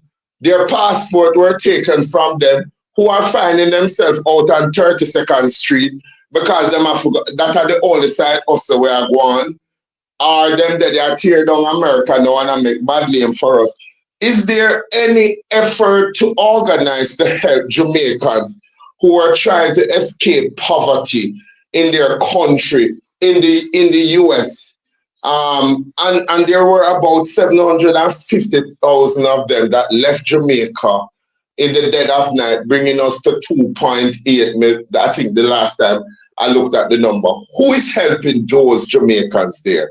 Because some of them genuinely need help. Some of them really had left because they were their lives were in danger. Who is helping them to resettle in the United States? Because we're coming to the biennial conference, but that is a critical emerging security issue. Some of them we know where them have come from. Hold on one second. when them a come across the border, the Mexican them from when they understand. Can I just say the last? Yeah, say the last piece. Go ahead, ma'am. Yeah. People must understand. When people are standing up for the one that are not able to stand up and speak for themselves, don't come here and all. For you, Mr. Tavares and other that are trying to bring some form of stability for those who are not able to. And you find the very people around you that you're trying to fight for come and saying all kind of things that does not make sense. You know something called, let me say something to you. Everybody is entitled to their own opinion, you know. And they can criticize all they want. Personally, it doesn't affect me. So they can do whatever they want to do. You see from the come on this platform and disrespect whosoever I have on the platform speaking with me, or disrespect others that is in the chat room, they can talk all they want to talk. It really don't matter to me. Because in any organization, in anywhere you go in the world, you're going to have people who are die-hearted to their political belief. But they will not see the land, the piece of rock in the Caribbean Sea that is drifting away, that is melting away. What they see is the color green or the color orange. That's all they see. Anyhow, I want to encourage you and your team and everybody that you bring together. Yes, ma'am. To continue to fight the good fight. Because I've never voted and I will never vote as long as... Hold on there, ma'am.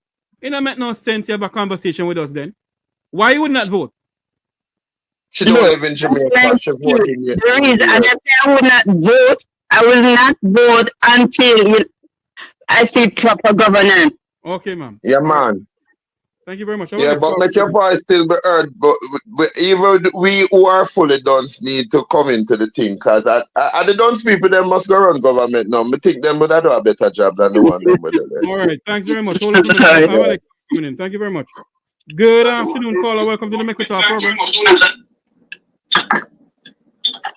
Hello. Hello, hi. Yes, ma'am. Good afternoon, gentlemen. Mm-hmm. Jeffrey, yes. Gentlemen, you know, I'm here listening and I'm hearing so much, and I called in before and wanted to talk about some of the things that you guys were talking about. But there's just so much to talk about. Like now, for an example, let me go here. I'm here in Canada from a young age, work hard, want to come back to home, you know, and there's a lot of people like myself is afraid, you know, because to be honestly, I don't have a community in Jamaica. I have a home out there, you know, that working on to be a community, but I can't even say it's a community because I don't really know there. You know, I've visited and stuff like that, and you know 1 and 2 people in the district, right? I have actually tried to help out some of the people in the district by helping them, you know, sorting out themselves. I even helped out chicken farming with some of them and so forth. It didn't work out because, you know, them constantly, you know, call back and they say, oh, you know, chicken dead, we want some more money. You know, that's not the point. That's not the point. The point is that, you know, I appreciate what you and Luke doing. Really appreciate it. You understand? But I don't know what to say. What do we do? A lot of people out there is afraid, Jeffrey and Luke. They're afraid because the government I'm lost. I'm lost of words. You know? No, man, you're doing good. You're doing good. But me live here, I'm afraid. So I understand your fear. And if you don't know the community, but you saw a culture in the community and you speak to it. And this is how people have to take responsibility. You see the Jamaican people, if you're nice to them feel like them have to be pirate to you. Because them things say you sit down in Canada and Justin Trudeau call you and say, yo, just come and check me on the back road. I'm gonna give you some money. So if you give me some chicken, me not gonna call you and tell you say none dead enough. Well, I believe that I would have to find another means of replacing, because with chicken business, a lot of time people go into business, my sister, and them not really think it through, because you don't need no big business plan when you're going to look at chicken rear, but at least you need to say the probability of you buying 250 chicken, 50 are going dead before them actually come to maturity. So you really make your budget round the other 200, and then what you do basically is that in the next stack you buy 350. So if 50 even dead, you know, say your profit margin is not going to be damaged. But coming back to communities, there are no real neighborhood watch, and this is why I'm saying that. You see, for you now, is why I propose the idea. Say, if the diaspora come and organize meeting at the community level, you will be getting first-hand from the people them how the crime situation stay, what protection measures are put in place, when you call police, how long then take for come, and then you can make a decision. But it's not the whole of Jamaica stay, sir, because you have a place called Beverly's, for instance, and this is for the Vumbaba and the Vumbabi. You have Smokyville, you have Meadowbrook Estate, you have Haverdale. And then people, when you drive past them gate, it says, we are protected by Archive or one of the private security company. And usually their response time is 10 minutes. I'll be aware of big. Right. So, them thing there. But you see, for you now, I would have suggest that you do some ecotourism. You come, you get a feel of you go to the clinic, you see how the clinic time turn over. Because me not gonna kill my yard, you know. You see, if we did have proper governance and them change some of the policy and people can know. For instance, I call the university hospital now, sister. Them IOS certified or IOE or IO, what Jody was there saying about them. But you as the patient go there and you have to wait because of the poor student doctor. Because you see the boss nigga them was them are the senior doctors and the senior consultant. They left a poor student doctor them there we can't make one decision. And the poor CEO of a university, when the doctor them go for farm them wicked union pan you know and tell lie you know. Man, me see a nurse when me am Rose Green in a New York, call University Hospital and say, my father has been admitted to the hospital for the first time. Don't make him dead, you know. Don't make him dead. Watch out for septicism. Do you know the first thing on that man's medical record is septicism kill him? Jesus. Wow.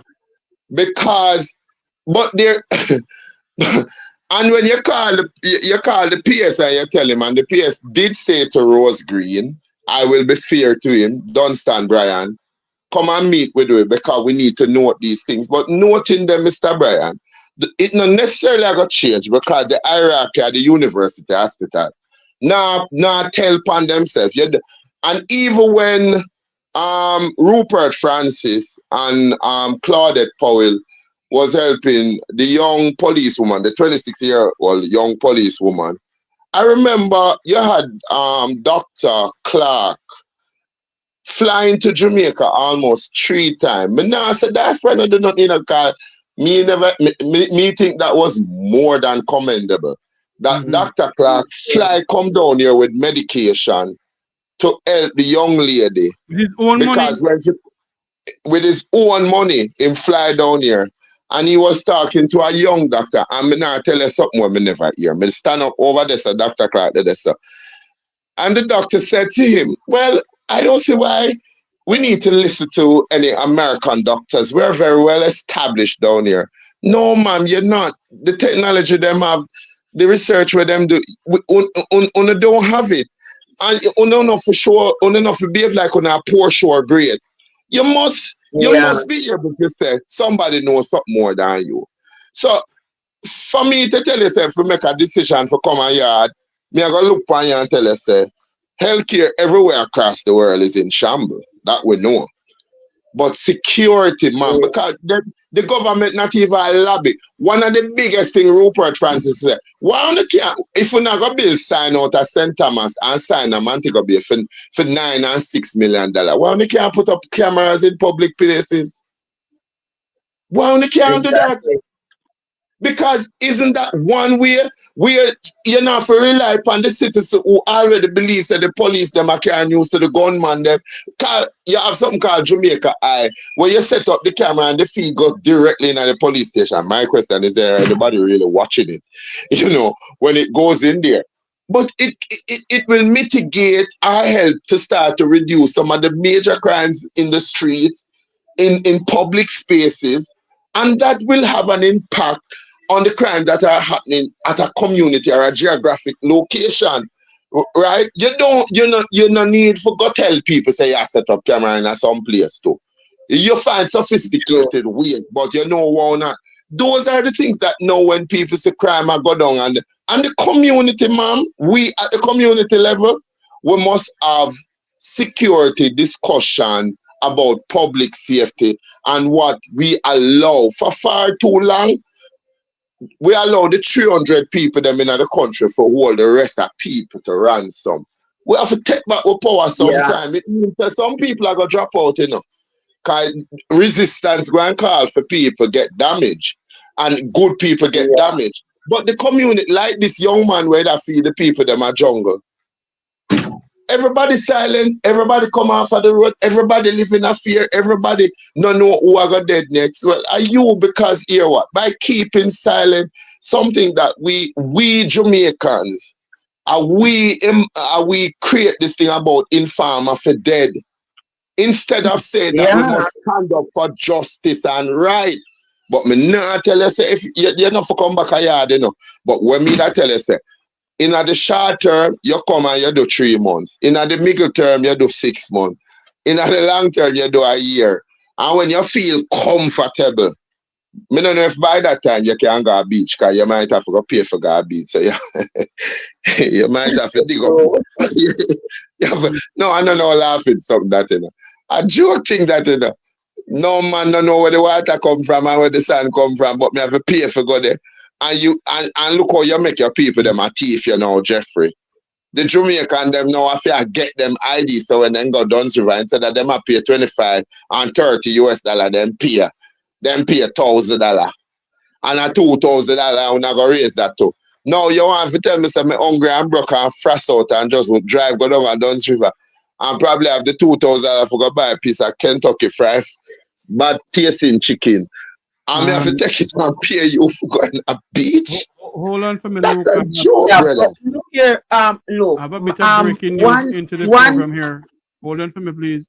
I have a bit of breaking news into the program here from the Integrity Commission of Jamaica. Let me get this thing up and going here to see if this, yes.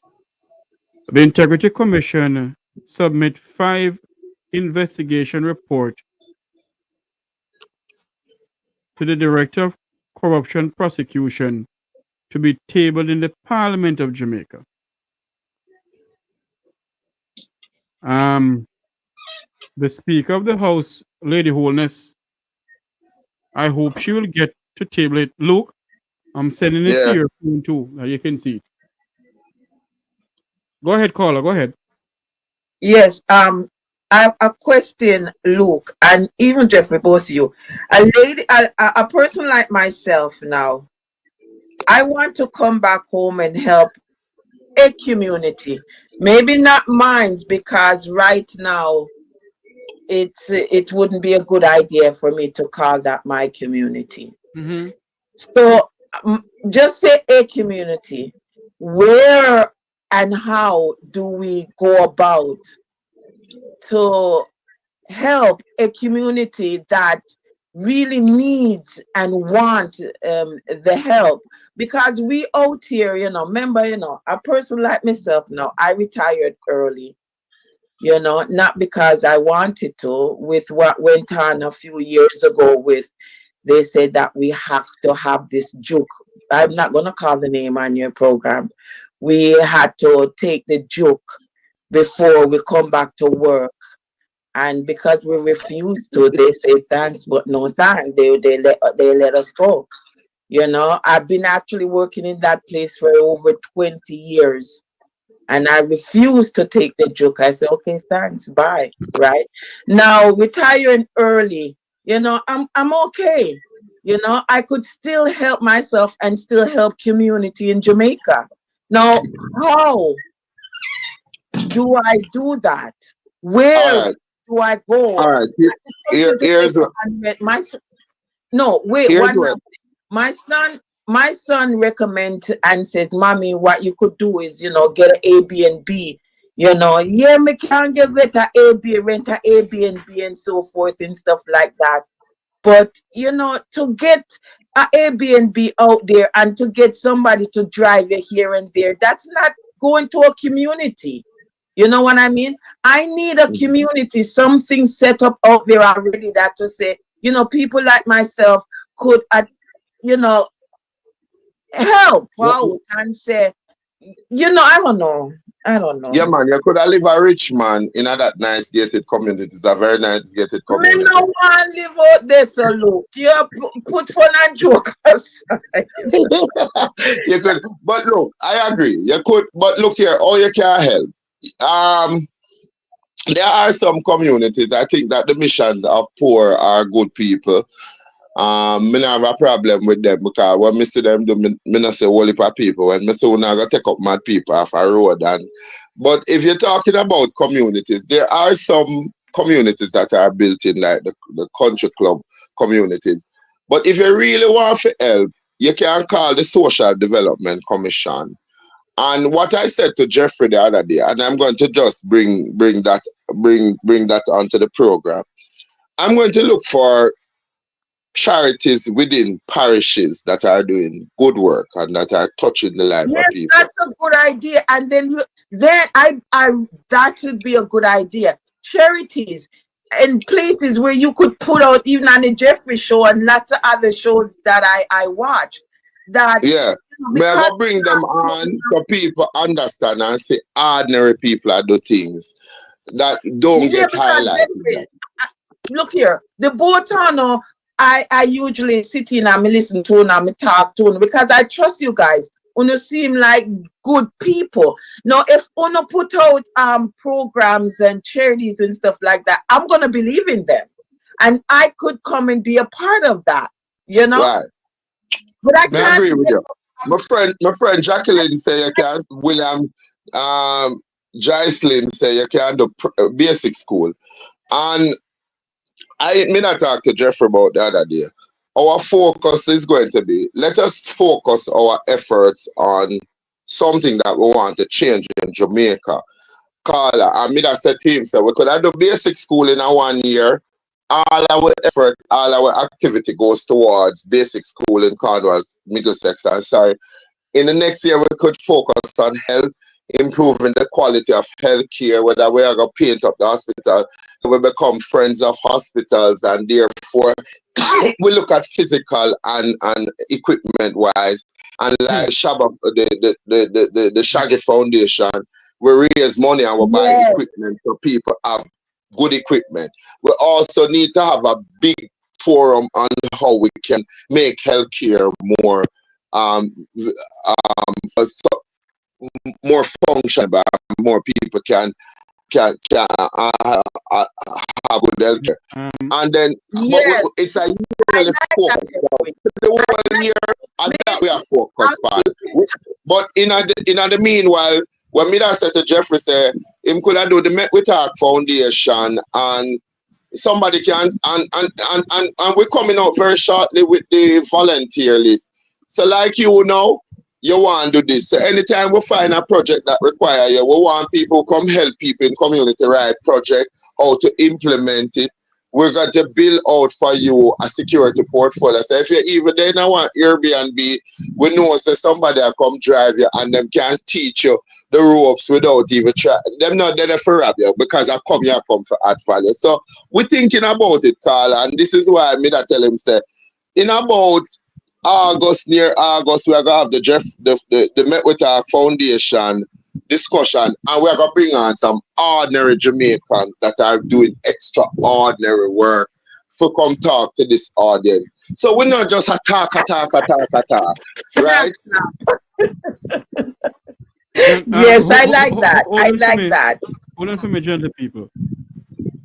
Luke, have you seen the report? A hard copy of the report, and they can't say they don't get it. Let me tell you something. Tavares, they can't ask me for here if I see the report. You're gonna make the people them come for me, you know. Hold on there. A hard copy of the report, the Integrity Commission report. A hard copy of the report was sent to 3 persons. 1, the Most Honorable Juliet Holness, MP, Speaker of the House of Representatives. 2, Senator the Honorable Thomas Tavares, Finson, OJCD, KCJP, President of the Senate. 3, Miss Colin Lowe, Clerk of the House of Representatives. She's a Clerk of the House of Representatives. So they can't say they didn't get this report, you know. It is to be tabled in the Parliament of Jamaica. So that is what is going on now. There is 5 Integrity Commission report have been sent to the Parliament for tabling. And hard copies was sent to the offices of 3 individuals. The Speaker of the House of Representatives, Juliet Holness, the President of the Senate, Thomas Tavares Finson, and the Clerk of the House. So they can't say they didn't get this. So that's what is going on right now, where the Integrity Commission has sent out a press release stating that they have sent 5 Integrity Commission report to be tabled in the Parliament of Jamaica. Is this speaker going to table this? Look, we don't see. Go ahead. Look, the speaker has come and redefined her role. She and to herself have redefined the role. I cannot speak to Parliament. I've never been in there and I've never demonstrated I have an interest in it. But what I think though, they need to look at the act of Parliament to include that not because an opposition is an opposition, that they are not entitled, because it means that the rest of Jamaicans who voted for the People's National Party and have made Mark Golding, he's never going to be privileged to what is happening based on the rules. So the rules, Jeffrey, the speaker might not table it because she said, I heard her overview of how Parliament operates, and I can only take it from her because I've never looked at the act of Parliament. Because for me, Parliament don't do nothing for Jamaica.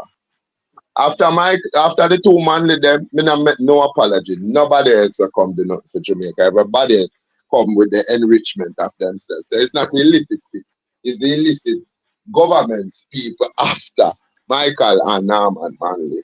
So them can go on. Paul, are you still there with us? I'm still here. So yes. You know what? I'm gonna just pause and continue listening to the show. But Luke, both of you guys, I want to thank you and I really appreciate it. Before I called you this morning, I was kind of lost, you know, with what my plans, what I wanted to do, you know, for communities in Jamaica. But I thank you guys. So you guys just keep in touch with me and let me know when you guys are going to start this project that you guys are talking about, okay? Jeffrey, she not got table it. She said, I think how she gonna do it, she gonna send it to the committee, and then the committee now will sit to us. No, she in charge of the committee. No. Not you, darling. Caller, thank you for calling in. Thank you so much.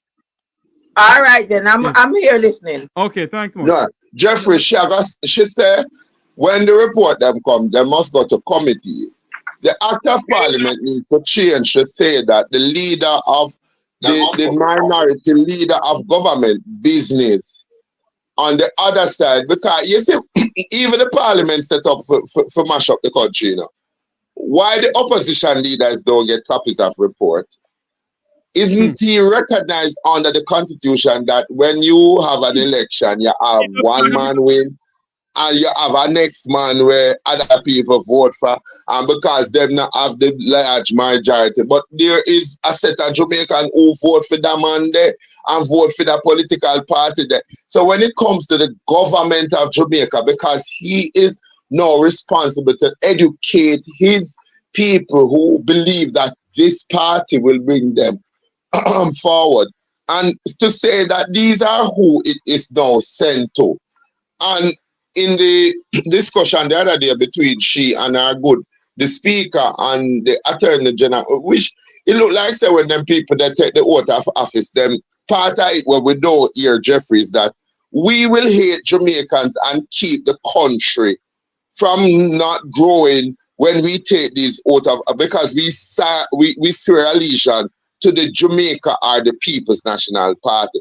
Because in the whole discourse between she and Angela Brown Burke and Lisa Hanna, and Mark Golden and the great the great and God Almighty Edward Warmington, the question was being asked.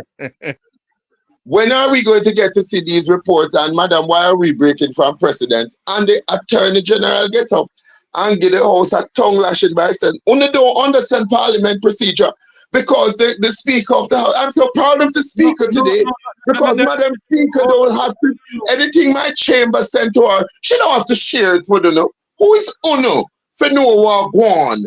She must hold that to her bosom. But Madam Speaker, if you're saying that, you know, like when people say governance is not fully accountable, then be the speaker that we want it to be and say, look, I'm not fair in a car. If me name the panic, I must stand before the people who vested me with such a power.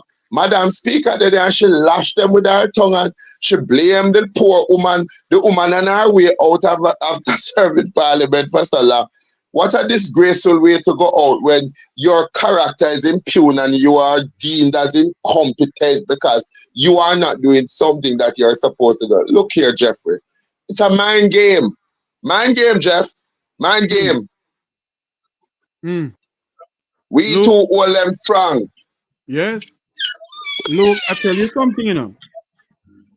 In no other, and I keep on saying this, in no other modern democracy can this happen. And for Miss Malibu Ford, the constitutional minister, who's a former attorney general of this country, she knows better, you know.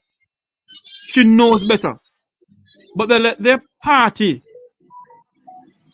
Well, I think she's the sixth richest politician when they named the 9 the other day, and I was surprised to see Philip Paulwell being the number 1 richest, but she is the 5th richest politician in the country. It tells you that there's money in politics. That's why when them even dead have cancer and dead, they're not left it. For them not give nobody else the cup for drink or none of no outer. Then rather drink out of the chalice till the day them are go to heaven. Hold on, look, I have a call. Good afternoon, caller. Welcome to the Mek Wi Talk program. Hi, good afternoon. I'm trying to get some assistance with a blind elderly man. Yes, ma'am. Go ahead. Hello? Yes, ma'am. I'm hearing you. Go ahead. Yeah. Yeah, so he's basically don't have a proper living situation. He's diabetic, hypertension, and currently had a stroke last week. And he's out of that. Where is this elderly man? He's living in Kingston 11, Waterhouse area. And who are you to him? I'm just a member of the community. Okay. Neighbor. Him neighbor Jeffrey.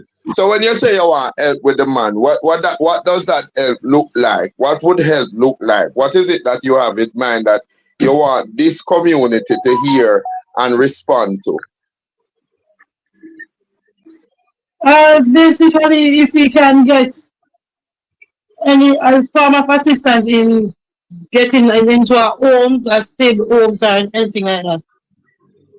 Oh, hold on there. Why do I think I know who you're talking? I'm not sure. He used to go to a church on Hagley Park Road? No. Hold on there. So hold on. You say he's blind. He had a stroke.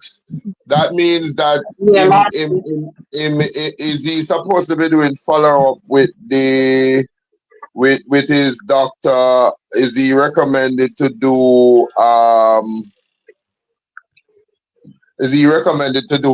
therapy? And I'm going to ask somebody if I can give you her number. And she's supposed to have an officer from the Ministry of Labour and Social Security respond to this. Because if he's to go into a home, she's the director, so she should be able to.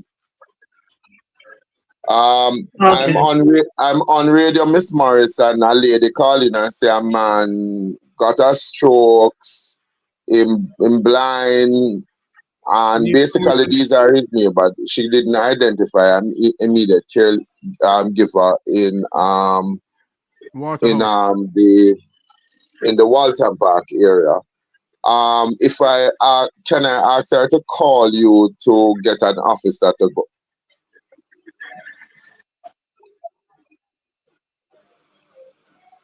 All right, thank you, ma'am. Miss, the director is saying that we need to take your information, the gentleman information, and she will pass it on.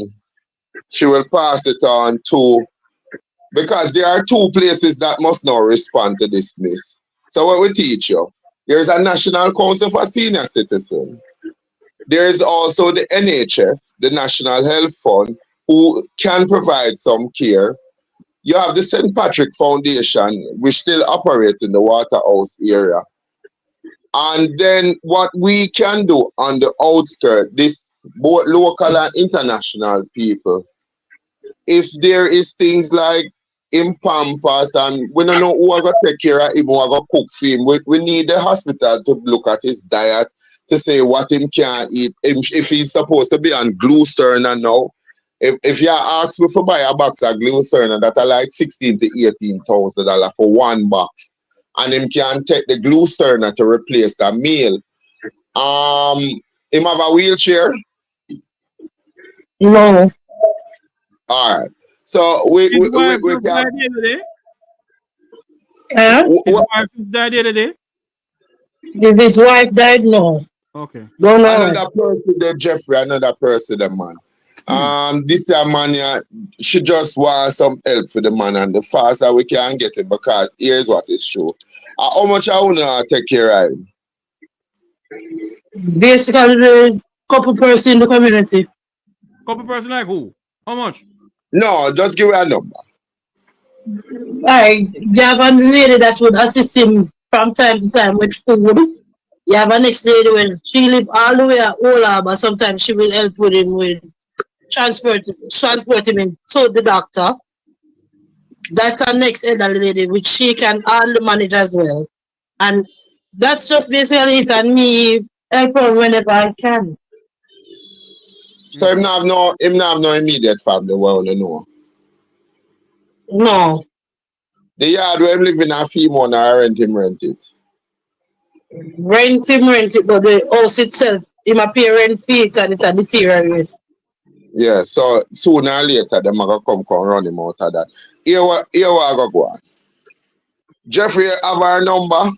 Yes, and what I'm going to ask you to do is... We're going to make a list of the things them where you tell we say you don't want. But look here, the people them in the blue uniform at the clinic should go out to him immediately, because if he's out of hospital and he's not taking that medication properly, might as well call it a day. And for get him into, and we are going to stay up on the program and tell people how that 1 year ago. To get him into the golden age home, I don't know if we have a home over there, so we can look at how we are going to shortlist it, the Bustard Seed community and all of the people them within that geographic location. To start, use the phone and make some phone call and find out who could have taken him.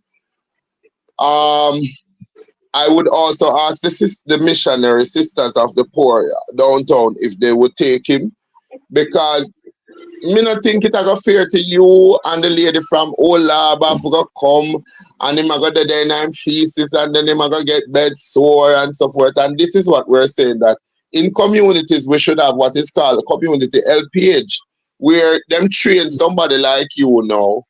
And if there's somebody like him in this position, it becomes a situation where you can say you're going to do 8 hours, 1 hour you're going to give as volunteer and get paid for the other 7. So it doesn't, it don't make you can't earn, so you can't take care of yourself.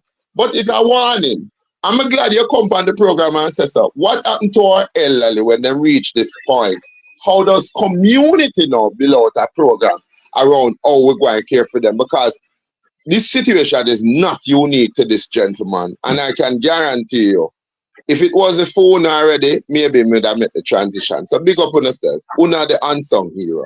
Una the government of Jamaica, because you could have said this and walk on the other side. I'm glad you be a good Samaritan. So we will come alongside you. You tell me what you want. We'll come out to the audience. So if them have to go help, we'll buy some glucer and them can send them money at price man. So we not get no money and we carry the glucer and go give. And if we have to get somebody for we can build that out. That can be built out, right? But we are going to try to help you for help you. What I do for me, though, caller, is when you see me come off here, because you're watching this program? No, try a friend send me the number and say reach out and try it in here. Okay, what I'm gonna do then? Jeffrey, she can't get her number per ear. You're afraid to get your number per ear? No. Give us the number then, ma'am.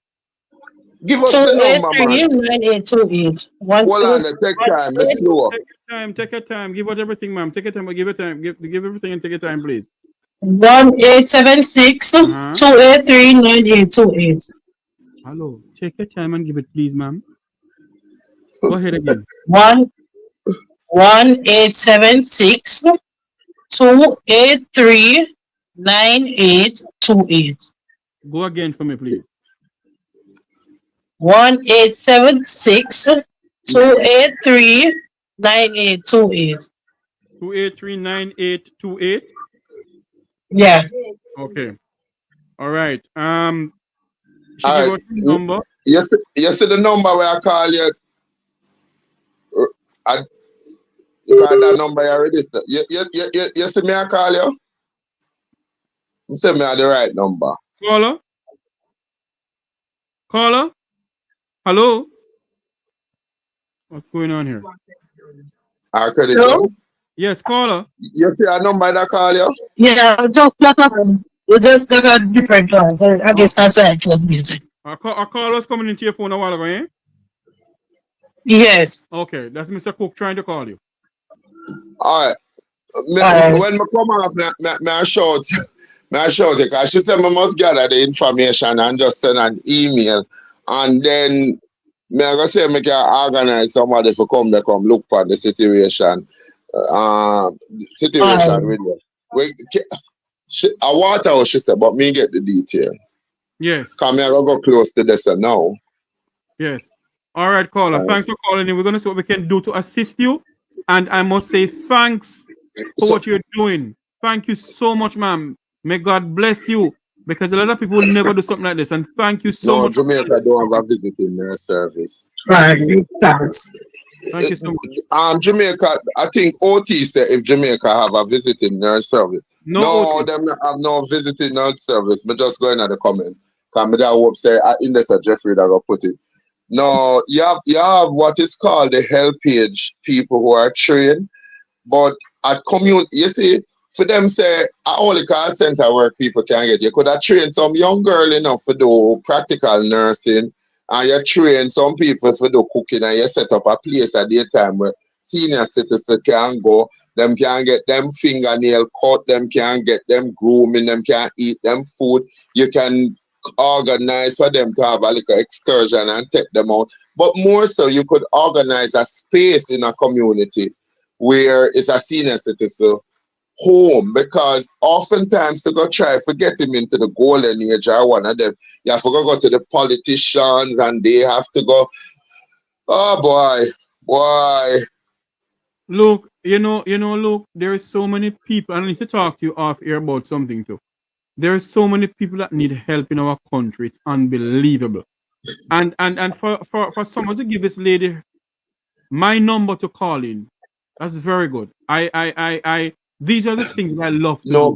But what I find ironic, the diaspora people, them are go fly down and them work them money so them can't do anything with it, and them are come listen to the lies. This is what them should have, a diaspora hotline. And then them now organize some local, where you call local community relation officer who goes out, investigate, go back to them. Spend your money wisely, because a blessing, we all want to see Jamaica prosper. Because you see what you tell me now, Jeffrey, I play it full enough, but you see, because of you want, I forgot to take on one more now. I play it full. You know, Jeffrey, some days me get up, me don't want to hear anything about any poor person. Me just can't be bothered, because it's like a government people listen to, and when me come and me tell them, say, look here, sometimes when me tell people, you know, me can't help, me honestly cannot help them not believe me. Because me have 10 other commitments when me I try to fulfill. Hold on for me, what call coming in? Good afternoon, welcome to the Mek Wi Talk program. Good afternoon, Jeff. How you doing? I am here looking and living. Hi. Entertaining. Yes, but we have a crisis in our hand here where a blind man in Jamaica needs urgent assistance. Okay. Oh. Maybe you can put something up, maybe we can donate. So I'll be the first one to give something towards that cause. We'll talk to you off here. Go ahead, sir. Yeah, I also have a video. What on earth is this? You have a video and you hang up? I did not hang up from him at all. No. Him get cut off, man. Umbu to say I have 12 case of O. What is O? Encourage the caller to call you back. Can you call me back? Who does the vetting? Jeffrey, them want to know. Well, we are going to try to do a look at vetting, you know. Look here, now we're not a perfect union, you know. We are trying. So Jeffrey, I thought. Jeffrey at the next charity foundation. So who do the vetting? Who can help us to vet? We have to get 2 people or a JP in the area for sign off to say the people and the situations are real. I don't know. We have something that we have forgot to talk about. Yes. Of the elderly person. I think you, Jacqueline Thomas has said, who did the vetting? Look, the vetting, first the comments. Jeffrey, here's a project that we all can do. Everyone are upon this. I am now inspired to do an intake sheet of senior citizens in every community. We can design the sheet and send it to you, and you can go out and find out. And senior citizen starts between X, Y, and the sheet will just say, on this street, this person live here, so them have this medical condition, them a pensioner, or them a part program beneficiary. And then we use that now to determine who are badly in need of help in terms of most severe, partially severe, and at the bottom. Look, yeah. Hold a point for me. Have the caller back on line. Caller, go ahead. Hold on for me. What on earth is this now? Hold on for me, caller. Hold on. Go ahead for me. Yeah, I'm saying I'm listening to the program in terms of solutions based. listening to Luke, listening to yourself, other callers and stuff, as it relates to the blind man as well. I would like to speak to you as well off the here, because I have somebody did some investigation journalism as it relates to two particular MPs that I hear you guys from time to time talk about. And I have a video clipping that I'd like for you to look into. So I'd want to send that to you directly. All right. So I need to hold on for me, sir. Hold on for me. Let us talk off air pertaining to this, because we gotta be very careful what we do.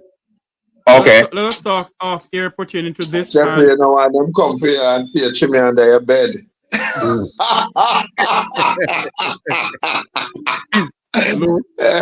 Brother, them will come for we all when we have a chimney under our bed, them send video.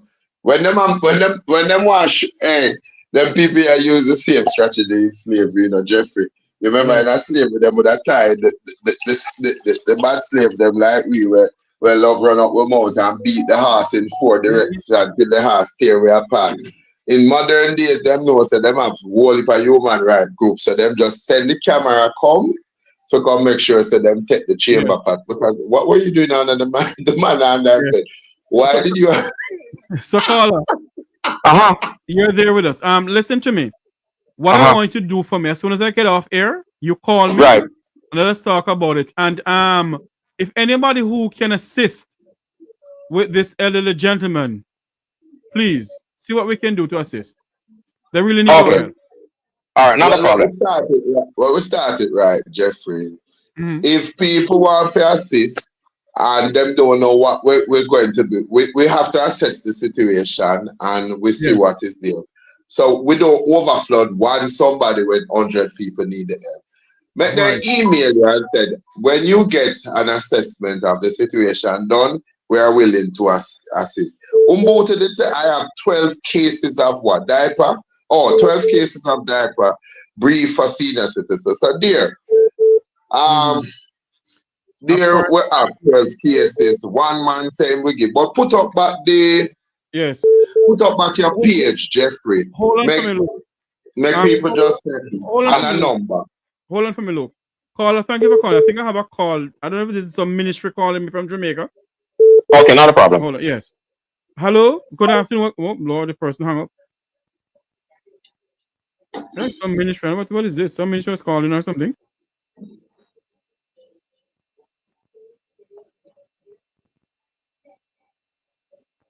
Yes, Luke. What you were saying, caller, hold on. Yes, good afternoon. Welcome to the Mek Wi Talk program. Jeffrey. Yes. Good afternoon. Shall I leave my number with you? But then after we can talk about so how can we help with this gentleman, you know? Okay. I have your number here. If I don't call you when I come off here, you call me, okay? All right. All right. Thanks for calling in. You have anything else to say? No, man, that's a good program. Let's go on the show here, yeah? Yeah, man. Respect you. Thanks very much, man. All right. Yeah, Thank you. Okay. Wow, Luke.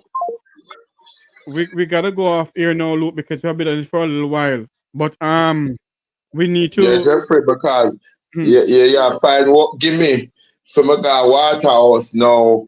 I will show up. Make the talk. I got show us that we here. We're not just talking, you know. We are doers. We are our brother's keeper.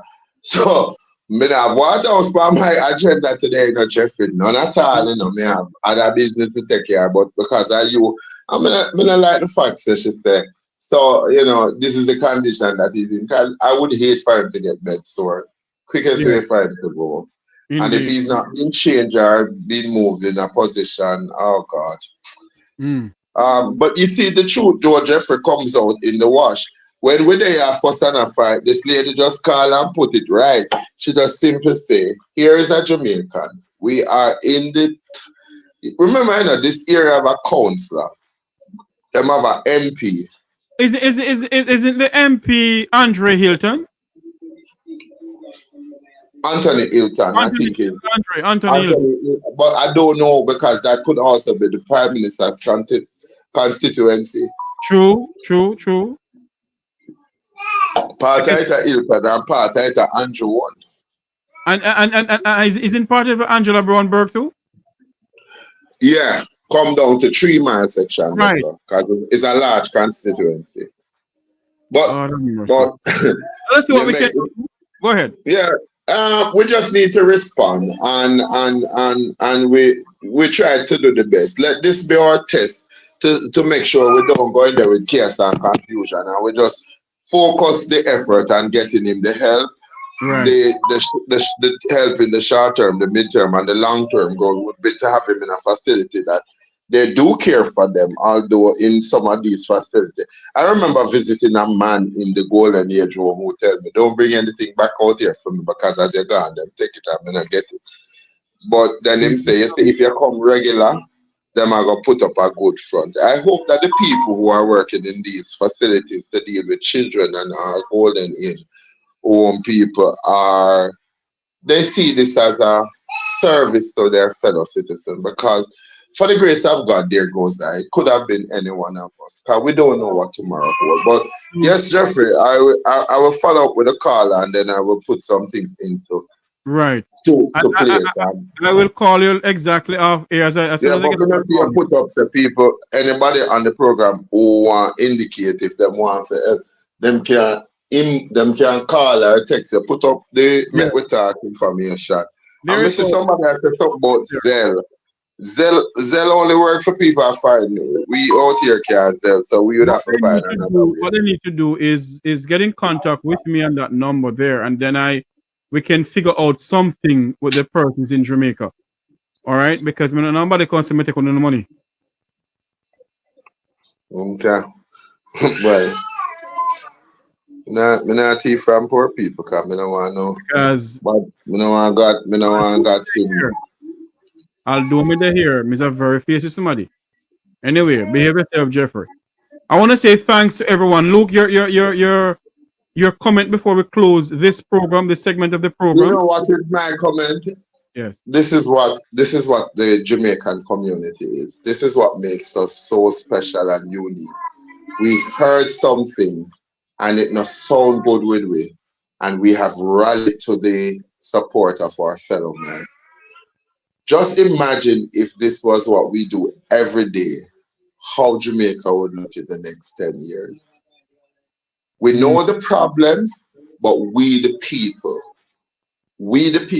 not the despots in government, we the people are bringing solution to the problem, because we care about the Jamaican people. Yes. Thank you. You know, Jacqueline, why not behave yourself, Jacqueline Thomas? Why not behave yourself, little girl? Anyway, I want to say thanks to all those who came on. Remember to like, share, and subscribe to the Mek Wi Talk Jeffrey Tavares YouTube channel. Thank you all very much for coming on. We're going to see what we can do to assist this blind man who, you know, they're trying to take care of. We're going to see what we can do to assist them here in the Mek Wi Talk program. For those who are in the sound of our voices and you can do anything to assist, that's my number on the screen. You can call in.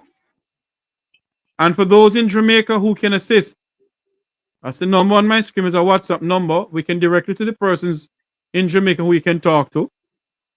Mr. Luke is going to see what he can do from his end. So we're going to do what we can do. We're going to see what we can do best to assist this blind man and get him somewhere to stay, some food, some pampers, and some food. May God bless you all in what you're trying to do and what you're doing. And may you continue to watch this program. May you continue to be a part of this program. May you continue. May you continue to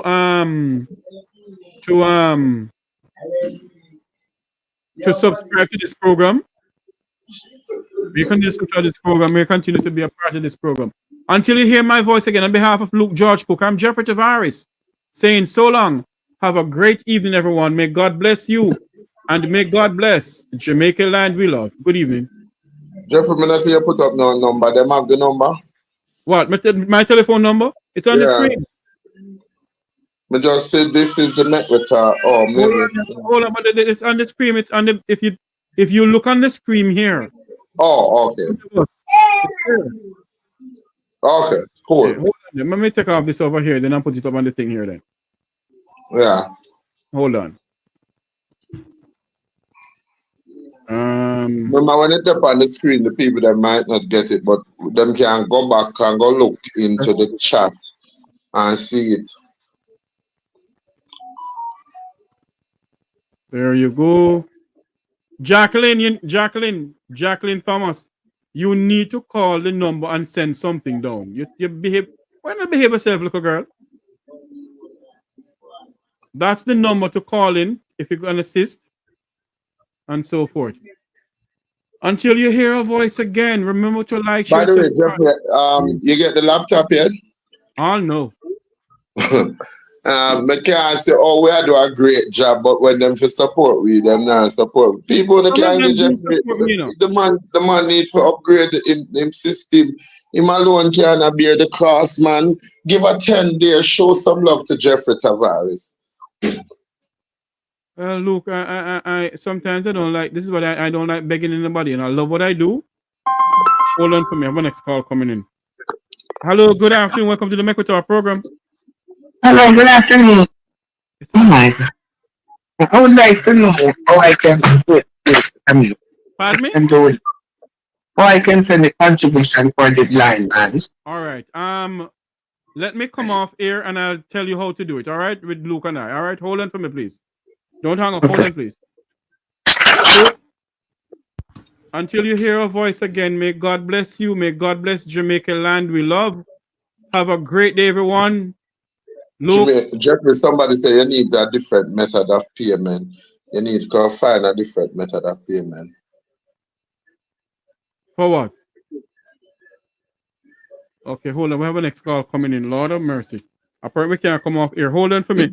Caller.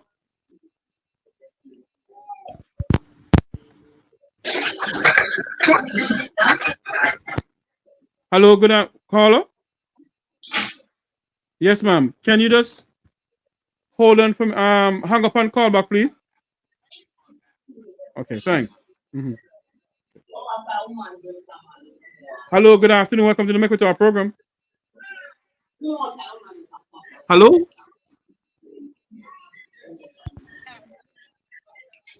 Yes, caller. Go ahead. Jeffrey.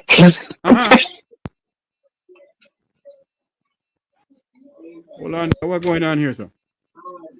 Funny. Go ahead. Jeffrey, you see your life funny? What happened now? You see, look how when you beg help to buy the laptop and nobody no run out. And look how quick them run up for the blind man. People not easy doing. Mr. No, you're not gonna do this thing, no man. Jesus. Mr. If I stay and my mother one more day, I would have been a perfect reader, man. I agree with you. Them wouldn't give it, but them said Jeffrey must change him payment method. And look how quick them run out for this blind man. Yeah. Bye, Jeffrey, later. All right, darling. Thanks much.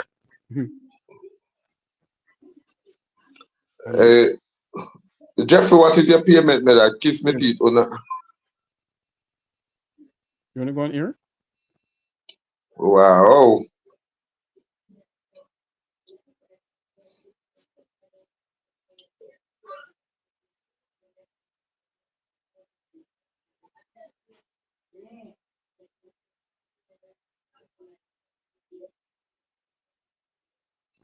Yeah, sorry about that, Luke. The boss. Yeah. Well, maybe I don't know what payment method. I do not have a PayPal account. I only have Zelle. That's the only account. That's the only thing I have. Oh, you don't have PayPal? No. And you don't have Cash App? Nope. Okay. We may have to look into your PayPal and your Cash App account. Anyway, let's go. All right, Luke, I have to call you exactly as I come off here because I want to talk to you. All right? All right. All right. For those who want to assist, you have the number. This is the number. They have the email. She email. Me that try put in my number because somebody said we're not in Jamaica. You can Jeffrey, you can put up my number because other people are calling me and not threatening me all the time. So me not care. Me can handle it. The volumes of call. At this point, I don't really care. Hold on for me, Luke. Luke number is. Oh God, she sent me a picture of the man's house. Send it to me now, Luke. Lord Jesus, Jesus Christ, Father Divine. May I send it to you now? You could put up this video. On where?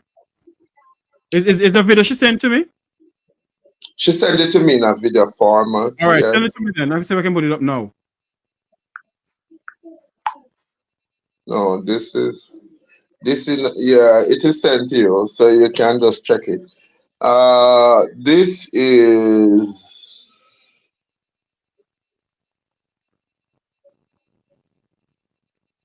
Dear God in heaven.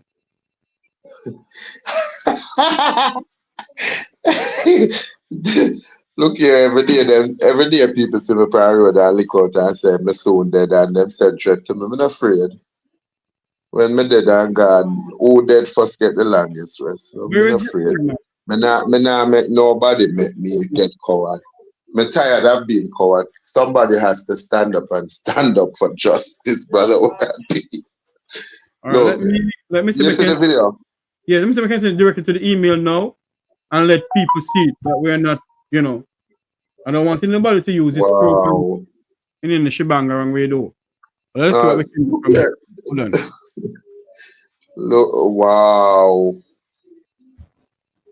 Where is Jeffrey number? That me I said me not see it appear in a day. It's like Hold something on. I got. Let me put up my number again. Wow, Jeffrey. That is the Mek Wi Talk number. There it is. Are you seeing it, Luke? Because I'm seeing it. Yeah. Me see it now. 954.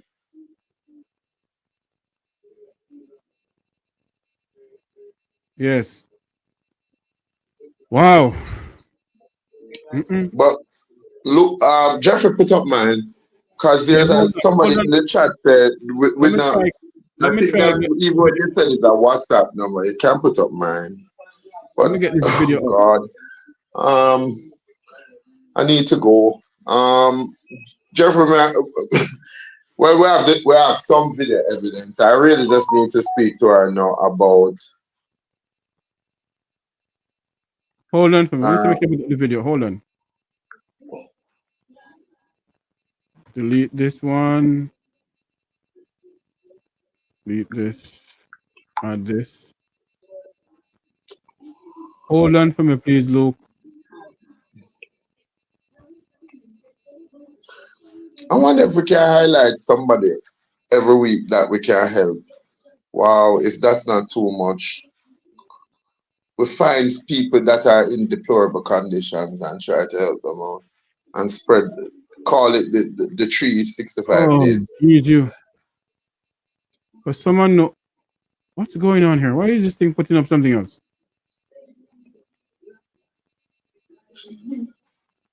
Okay, go back into this. Hold on for me. You are help.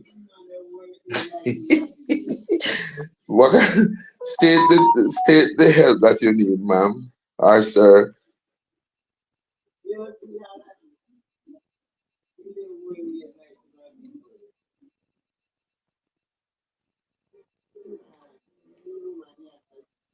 Okay.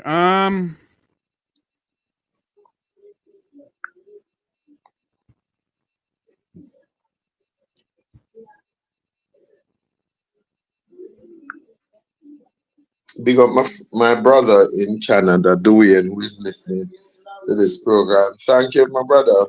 Always encouraging you. Look, your bigger brother, so keep up the fight.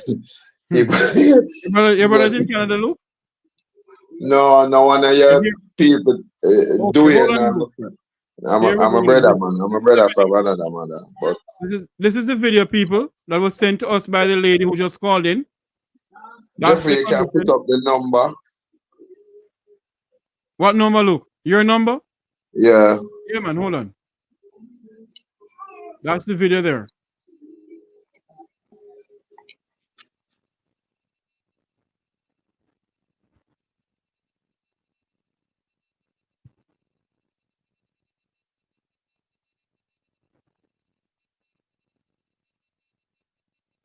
That is the video that we're seeing of the gentleman.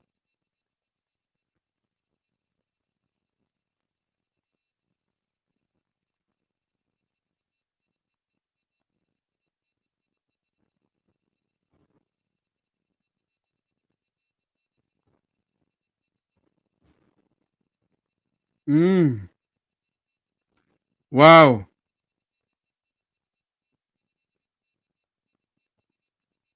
My. 842.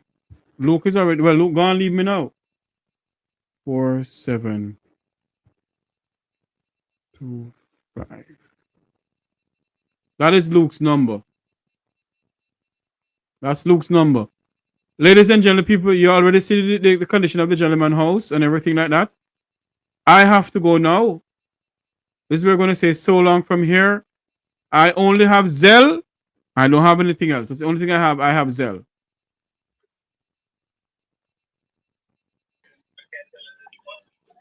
Luke. Yeah. Yes. Somebody's saying that please go and investigate all of this, all right?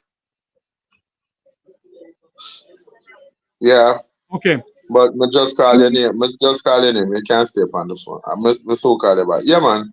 No. I'm going to look at it myself. Yes. All right. Luke, we have to go now. I have to talk to you. We have to go now. That's the number. Right. That's the number. Thank you all very much for being on the program. Remember to like, share, and subscribe. May God bless you and may God continue to bless our island home. Jamaica land we love. Have a great afternoon, everyone. See you all later.